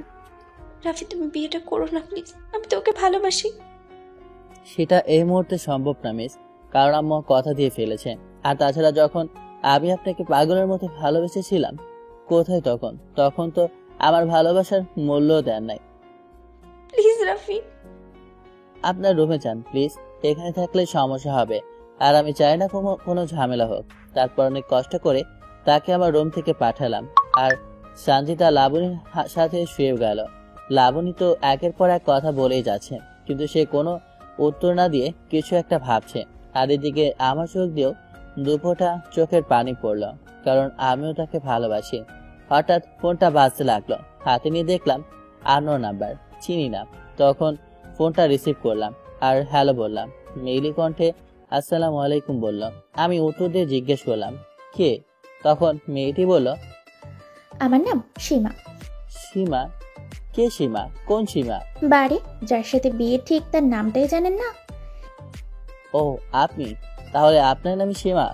জি, আমার নাম সীমা। আর আমি কিন্তু আপনাকে কল দিয়েছি প্রেম করার জন্য না। আমারও এত সময় নাই আপনার সাথে প্রেম করার। কেন কল দিয়েছেন সেটা বলেন। আমার সাথে ভাব নিতে আসে। আসলে আপনাকে আমার একটা উপকার করতে হবে। বলেন, দেখি চেষ্টা করব। আমার সাথে আপনার বিয়েটা ভাঙতে হবে। কি বলেন? কিন্তু কেন? আমি একজনকে ভালোবাসি আর তার সাথেই থাকতে চাই। আপনি যদি আমাকে না বিয়ে করতেন তাহলে। থাক থাক, আর বলতে হবে না। আমি বুঝতে পেরেছি বাংলা সিনেমার ডায়লগ। আর সত্যি বলতে আমিও বিয়ে করতে চাচ্ছিলাম না, আর আপনিও যেহেতু রাজি, তাহলে আর কি, বিয়েটা ভেঙে দিচ্ছি। আপনি নিশ্চিত থাকতে পারেন। তারপর কলটা কেটে দিলাম আর খুশিতে প্যান্ট পরে লুঙ্গি ডান্স দিলাম। আর ভাবতে লাগলাম, মিস সানজিদা, এবার বোঝো খেলা কাকে বলে। আমার ভালোবাসা নিয়ে খেলা করা। এবার দেখো রাফি কি জিনিস। কিন্তু এর জন্য আমার লিজা সাহায্য লাগবে। কিন্তু লিজা কি রাজি হবে? যাই হোক, এসব পরে ভাববো। আগে লিজাকে কল দিলাম। প্রথমবার রিসিভ হলো না, পরে আবার দিলাম, পরে রিসিভ হলো। তখন লিজা বলল, সরি, ওয়াশরুমে গিয়েছিলাম। সমস্যা নাই। তা কেমন আছো? আমি তো ভালো আছি। তোমার শরীরে কি অবস্থা? আর এত রাতে কল দিলে যে? কেন, কল দেওয়া যাবে না বুঝি? তাহলে রেখে দাও। আরে না, কখনো এত রাতে কল দাও নি, তাই জিজ্ঞেস করলাম আর কি। তা কেন কল দিলে? আসলে আমাকে একটু হেল্প করতে হবে। কিরকম হেল্প? অভিনয় করতে হবে। অভিনয়? কিরকম অভিনয়? প্রেমের অভিনয়। আসলে আমি একটা মেয়েকে, তারপর প্রথম থেকে সানজিদার সাথে পরিচয় সবকিছু খুলে বললাম। আর ওই দিনের ঘটনাটাও তাকে বললাম। এইসব শুনে লিজা বলল, তাহলে সেদিন তুমি মিথ্যে বলেছিলে? এখন সানজিদা আমার বাসায় চলে এসেছে, আর তাকে সাহায্য করার জন্য তোমার হেল্পের প্রয়োজন। আচ্ছা ঠিক আছে, করব। তা তুমি ঢাকায় কবে আসছো? খুব তাড়াতাড়ি আসি। আচ্ছা তাহলে এখন রেখে দেই, তুমি ঘুমাও। তারপর কলটা কেটে দিলাম আর ভাবতে লাগলাম, মিস সানজিদা এবার বুঝবে কত ধানে কত চাল হয়। তারপর আমিও ঘুমিয়ে পড়লাম। পরের দিন সকালে ঘুম থেকে উঠতে একটু লেট হয়ে গেল। আর ঘুম থেকে উঠে জানতে পারলাম সানজিদা নাকি চলে গেছে। শুনে মনটা আমার আবার খারাপ হয়ে গেল। তখন আমি ভাবতে লাগলাম, আচ্ছা মেয়েটা যা পাগলি, যদি নিজের কিছু করে ফেলে। তাই আমি রিয়াকে কল দিলাম। রিয়া এই নাম্বার চেনে না। তখন তাকে পরিচয় দিলাম। তখন সে বলল, ভাইয়া তুমি হঠাৎ করে কিছু না বলে চলে গেলে। আপু তোমার জন্য কত কেঁদেছে তুমি জানো? না, মাত্র তোমার কাছ থেকে শুনলাম। আর শোনো, তোমার আপু আমাদের এখান থেকে বের হয়েছে। বাসায় পৌঁছে গেলে আমাকে একটা কল দিও। আর শোনো, আমিও ঢাকায় আসি, আর বাকিটা তোমার আপুর কাছ থেকে শুনতে পারবে। তবে আমাকে কিন্তু তোমার হেল্প করতে হবে। তোমার আপুকে একটা শিক্ষা দেব। আর আমি যে তোমাকে কল দিয়েছি সেটা যাতে তোমার আপু জানতে না পারে। আচ্ছা ভাইয়া, তোমার প্ল্যানটা কি আমাকে খুলে বলবে? আমি কিছুই বুঝতে পারছি না। আচ্ছা আগে আমি ঢাকায় আসি। একা একা কথা বলতে যাবো কেন? আমার কি কোনো খেতে কাজ নেই নাকি? চেফেন কাপা হয়েছে, টিকিট দেন। তখন সানজিদা ব্যাগ থেকে টিকিট দেখালে। তারপর কন্ট্যাক্টটা চলে গেল। আর সানজিদা তো রাগে আমার কলই ধরছে না। আর তার পাশের সিটে একটা ছেলে বসেছে। সে বারবার সানজিদার দিকে চেপে বসে আর ইচ্ছে করে তার গায়ে পড়ছে। এত সময় সানজিদা কিছু বলেনি, কিন্তু এখন তার রাগের কন্ট্রোল হারিয়ে ফেলেছে। আর তখনই ঠাস ঠাস করে দুটা শব্দ হলো। সারা বাসের মানুষ চোখ হয়ে গেল। সানজিদা ওই ছেলেকে শার্টের কলা ধরে দুইটা মারলো, ঠিক কানে নিয়েছে। ভাই রে, সে কি ব্যথা! আমি খেয়েছি তো, তাই আমিও জানি আর কি। এই বেটা লুচ্চা, আমার সাথে লুচ্চামি করতে আসছিস? ওই, আপনি আমাকে মারলেন কেন? দা, তোকে বলছি কেন মারতেছি। তুই জানিস আমি কে? শালা আমি কমিশনার মেয়ে। এক্ষুনি আব্বুকে কল দিব, তারপরে বুঝবি আমি কে। দাহা মিশা কথা ভাই, তুই বিশ্বাস করিস না। ওর গোষ্ঠীতেও কেউ পুলিশের চাকরি করে না, আর তো কমিশনার। তখন সানজিদা ফোনটা বের করে একটু ভাব নিয়ে একটা নাম্বারে ডায়াল করলো। আর সেটা হচ্ছে তার এক বন্ধু। কল দিতে যাবে তখনই ছেলেটা বলল, আপু মাফ করে দেন, আমি আর এরকম কখনো করব না। আপনি আমার ধর্মের বোন। যা, মাফ করলাম, কিন্তু নেক্সট টাইম এরকম করলে বুঝতেই পারছিস। দেখলেন কি ফাপড়টা মারলো? ওকে কি একটা নোবেল দেওয়া যায় না? আর এদিকে আমি কয়েকটা কল দিলাম, কিন্তু রিসিভ করলো না। পরে আমি এবার টেনশনে পড়ে গেলাম। যাই হোক, তারপর আমি একটু দোকানে গেলাম। আগামীকাল চলে যাব, আবার কবে আসি বলা তো যায় না। তাই সজলকে কল দিলাম। সে বেকার মানুষ, তাই চলে আসলো। তারপর চা খেতে খেতে আড্ডা দিতে লাগলাম। আর তারপর বাসায় চলে আসলাম। এভাবেই দিন কেটে সন্ধ্যা হয়ে আসলো। তখন আমি রিয়াকে কল দিলাম আর জিজ্ঞেস করলাম সানজিদা পৌঁছে গেছে নাকি। জি ভাইয়া, আসলে আমার মনে ছিল না তোমাকে জানাতে, আর ওকে সামলাতেই পারছি না। সেই কখন বাসায় আসবে, এখনো কেঁদেই যাচ্ছে। কাঁদতে দাও, আমি আগামীকাল আসি। পরে বাসার সবার কাছ থেকে বিদায় নিয়ে রওনা দিলাম ঢাকার উদ্দেশ্যে। ঢাকা পৌঁছে সোজা শান্তিদাদের বাসায় গেলাম। গেটের ভিতরে ঢুকে যাব তখনই আঙ্কেলের সাথে দেখা। আসসালামু আলাইকুম আঙ্কেল, কেমন আছেন? আঙ্কেল আমাকে দেখে একটু অবাক হলেন। ওয়ালাইকুম সালাম, আলহামদুলিল্লাহ ভালো। তো তোমার কি অবস্থা? জি আঙ্কেল, ভালো। তোমার সাথে কিছু কথা ছিল। আঙ্কেল মাত্র গ্রাম থেকে আসলাম, ফ্রেশ হয়ে আসি, তারপর কথা বলবো। আচ্ছা যাও, চাবি রিয়ার কাছে আছে, তার কাছ থেকে নিয়ে নাও। তখন আমি চলে আসলাম আর সোজা রিয়াদের রুমের সামনে গেলাম আর রিয়াকে ডাক দিলাম। আমার ডাক শুনে রিয়া বাইরে আসলো আর বলল, রাফি ভাইয়া তুমি আসছো? চাবিটা দাও। তারপর রিয়া চাবি আনতে গেল আর আমি দাঁড়িয়ে আছি। রিয়া ভিতরে গেল আর চাবিটা নিয়ে আবার আমার কাছে আসলো। চাবিটা নিয়ে আমি বললাম, আচ্ছা আমি গিয়ে ফ্রেশ হয়ে আসি, পরে কথা বলবো। আচ্ছা ঠিক আছে ভাইয়া। তখন আমি আবার রুমে চলে আসলাম। রুমটা যেভাবে রেখে গিয়েছিলাম ঠিক সেভাবেই আছে। তখন আমি ব্যাগটা রেখে ফ্রেশ হতে গেলাম। ফ্রেশ হয়ে এসে শুয়ে পড়লাম, কারণ শরীরটা একটু খারাপ লাগতেছে। আর তাছাড়া আমি বাসে উঠলে শরীর খারাপ লাগে। তারপর ফোনটা বের করে আম্মুকে কল দিলাম আর বললাম যে আমি পৌঁছে গেছি। কথা বলে ফোন রেখে দিলাম, কিন্তু সাথে সাথে আবার ফোনটা বাজতে থাকে। সেই মেয়েটা যার সাথে আমার বিয়ে ঠিক হয়েছিল। তখন আমি কলটা রিসিভ করলাম। মেয়েটা আমাকে সালাম দিল আর ভালো মন্দ জিজ্ঞেস করলো। আমি সেগুলোর উত্তর দিয়ে বললাম, কেন কল দিলেন সেটা বলেন, আমার হাতে সময় নেই। আসলে জরুরি একটু কথা বলতাম, যদি আপনার সময় হয়। জি তাড়াতাড়ি বলুন। আসলে আমি ভুল করেছি বিয়েটা ভেঙে। যার জন্য বিয়েটা ভেঙেছি সে আমার সাথে প্রতারণা করেছে। কিন্তু এখন আমি কি করতে পারি সেটা বলেন। আপনার যদি আপত্তি না থাকে তাহলে আমরা বিয়েটা করতে পারি। যদিও বিয়েটা ভেঙে গেছে, আমরা আমাদের পরিবারকে বলে এটা সমাধান করতে পারি। বাহ, একবার বলেন বিয়ে ভাঙতে, আবার বলেন বিয়ে করতে। এসব খেলা আমার পছন্দ না। তার চেয়ে বরং অন্য একটা ছেলে দেখে বিয়ে করেন। আর আপনার সম্বন্ধে আম্মুর কাছে যেগুলো বলেছি যে আপনি রিলেশন করেন ইত্যাদি ইত্যাদি, এখন আম্মু কোনোভাবেই মানবে না। আর তাছাড়া এখন আমার বিয়ে করার কোনো ইচ্ছেও নেই। আরে আমি দেখতে ভালো, আপনার পরিবারও আমাকে পছন্দ করেছে। আর বিয়ে তো একদিন করতেই হবে, এখন করলে সমস্যা কোথায়? সমস্যা আছে, তাই তো বললাম আমি খুব টায়ার্ড, আপনি এখন ডাকতে পারেন। আচ্ছা ঠিক আছে, আমার সাথে একবার দেখা করতে পারবেন? সেটা এখন আর সম্ভব না, কারণ আমি ঢাকা চলে আসছি। ও। তারপর মেয়েটাকে আর কিছু বলতে না দিয়ে কলটা কেটে দিলাম আর আমি ঘুমিয়ে পড়লাম। এখন একটু না ঘুমালে আমি ঠিক থাকতে পারবো না। এভাবে একদম বিকেল পর্যন্ত ঘুমালাম। তারপর উঠে ফ্রেশ হয়ে বাইরে যাবার জন্য বের হলাম, কারণ কিছু কেনাকাটা করতে হবে। তখন রুম থেকে বের হয়ে যখনই রিয়াদের রুমের সামনে গেলাম, আর হঠাৎ সানজিদাও রুম থেকে বের হলো। আমাকে দেখে তার চোখ কপাল উঠে গেল। আমার তো এখন গ্রামে থাকার কথা আর বিয়ে করার কথা। আমাকে দেখে সে কিছু বলতে যাবে, তখন আমি হাঁটতে শুরু করলাম বাইরে যাবার জন্য। কোনো পাত্তাই দিলাম না তাকে। তারপর আমি একটা রিক্সা করে বাজারের দিকে যেতে লাগলাম। ওই দোকানের সামনে যেতেই সুলতান ভাইকে দেখলাম, ওখানে বসে আড্ডা দিচ্ছে। তাদের মধ্যে থেকে একজন আমাকে দেখে ফেললো আর বলল, সুলতান ভাই, ওই যে রাফি ভাইয়া। তখন সুলতান ভাই আমাকে ডাক দিল, আর তখন তো রিক্সা মামা দিল উড়াল, মানে পালালো। তখন সুলতান ভাই আসলো আর সালাম দিয়ে বলল, ভাই হঠাৎ কোথায় হারিয়ে গিয়েছিলে? এই একটু গ্রামে গিয়েছিলাম। তা আপনারা কেমন আছেন? এই তো, আমরা তো ভালো আছি। তোমার হাতে এগুলো কি হয়েছে? ভাই এসব কিছু না, কয়েকদিন আগে রিক্সা থেকে পড়ে গিয়েছিলাম।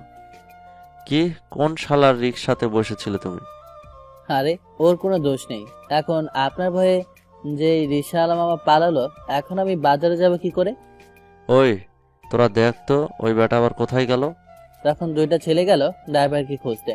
আর তখন সুলতান ভাই বলল, সুমন ভাই তোমাকে নাকি অনেকবার কল দিয়েছে, কিন্তু তোমার নাম্বার নাকি বন্ধ। ও হ্যাঁ, আমার আগের নাম্বারটা তো বন্ধ। আচ্ছা আমি সুমন ভাইয়ের সাথে কথা বলে নিব। তখন তারা রিক্সাওয়ালা মামাকে নিয়ে আসলো। আরে মামা, আপনি ওকে দেখে এভাবে পালালেন কেন? আসলে আমি ভয় পেয়ে গিয়েছিলাম। ভয় পাবার কিছুই নেই, এখন চলেন তাড়াতাড়ি। তখন রিক্সাওয়ালা মামা রিক্সা চালাতে লাগলো। তারপর বাজারে গেলাম, কেনাকাটা শেষ করে আবার চলে আসলাম। এদিকে শান্তিতে তার রুমে গিয়ে ভাবতে থাকে আমার কথা, কারণ আমাকে সে কোনোভাবেই ঢাকায় আশা করে নাই। কারণ আমার আম্মু বলেছিল আমার বিয়ে ঠিক হয়েছে, এবং এই কথাটা আমিও বলেছি।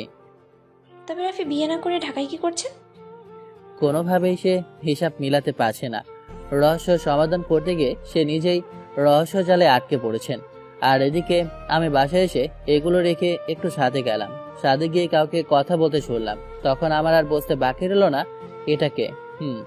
আপনাদের ধারণাটাই ঠিক, নীলা তার বয়ফ্রেন্ডের সাথে কথা বলছে। তখন আমি গিয়ে একটা কাশি দিয়ে একটা সাইডে দাঁড়ালাম। আমার গলার আওয়াজ শুনে আমার দিকে তাকালো আর বলল, আরে রাফি ভাইয়া যে, কখন আসলে? আরে কথা বলো, তারপর না হয় আমি কথা বলবো।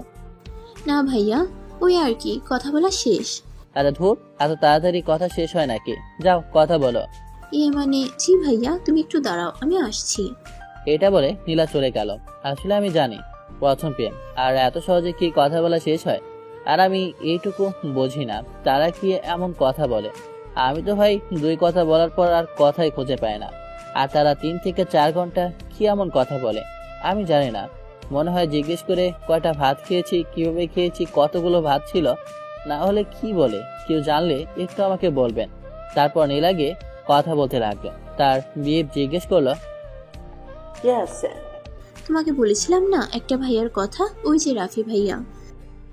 ও হ্যাঁ, বলেছিলে তো, তার নাকি অ্যাক্সিডেন্ট হয়েছিল। তা এখন কি অবস্থা? এখন মোটামুটি ভালো, তোমাকে তার সাথে দেখা করাবো। আচ্ছা ঠিক আছে, তাহলে এখন বাই, পরে কথা বলবো, দেখি ভাইয়া কি বলে। তখন নীলা কল কেটে দিল আর আমার কাছে আসলো। ভাইয়া কি শুনলাম? হ্যাঁ, তলে তলে এত কিছু আমরা টেরও পেলাম না। কি শুনলে আর কি বা টের পেলে? ওই যে সানজিদা আপুর আর আপনার ব্যাপারটা। কি এসব তুমিও জানো? জি, শুধু আমি না, আব্বুও জানে। কি আঙ্কেল জেনে গেছে? হায় আল্লাহ, এখন? আরে চিন্তা করো না, আব্বু তোমাকে আগে থেকেই পছন্দ করতো। তা শুনলাম তুমি নাকি বিয়ে করছো, আর এটা শোনার পর থেকে আপুর অবস্থা কিন্তু একদম খারাপ। আমার প্ল্যান তাহলে ঠিক মতে আছে। প্ল্যান মানে? প্ল্যান। প্রমিস করো সানজি থেকে এখন কিছু বলবে না। প্রমিস, এখন বলো ভাইয়া। শোনো তাহলে। তারপর তাকে সবকিছু বললাম আর আমার প্ল্যান সম্বন্ধে বললাম। ওয়াও ভাইয়া, যা হবে না কিন্তু সানজিদা যদি নিজের কিছু করে ফেলে? না, সেরকম কিছু হবে না। আর তোমরা তো আছোই, আর আমি এমন ডোজ দেব যাতে করে আত্মহত্যা করার চেষ্টাও করবে না। ঠিক আছে ভাইয়া, তা তুমি কবে ফ্রি আছো? কেন, বিকেলে ফ্রি থাকবো প্রতিদিন। ওই তুমি বলেছিলে না আমার বয়ফ্রেন্ডের সাথে দেখা করবে? তার সাথে দেখা করাবো একদিন বিকেলে। আচ্ছা এখন আমি যাই। ওকে যাও। তারপর নীলা চলে গেল আর আমিও নিচে চলে আসলাম।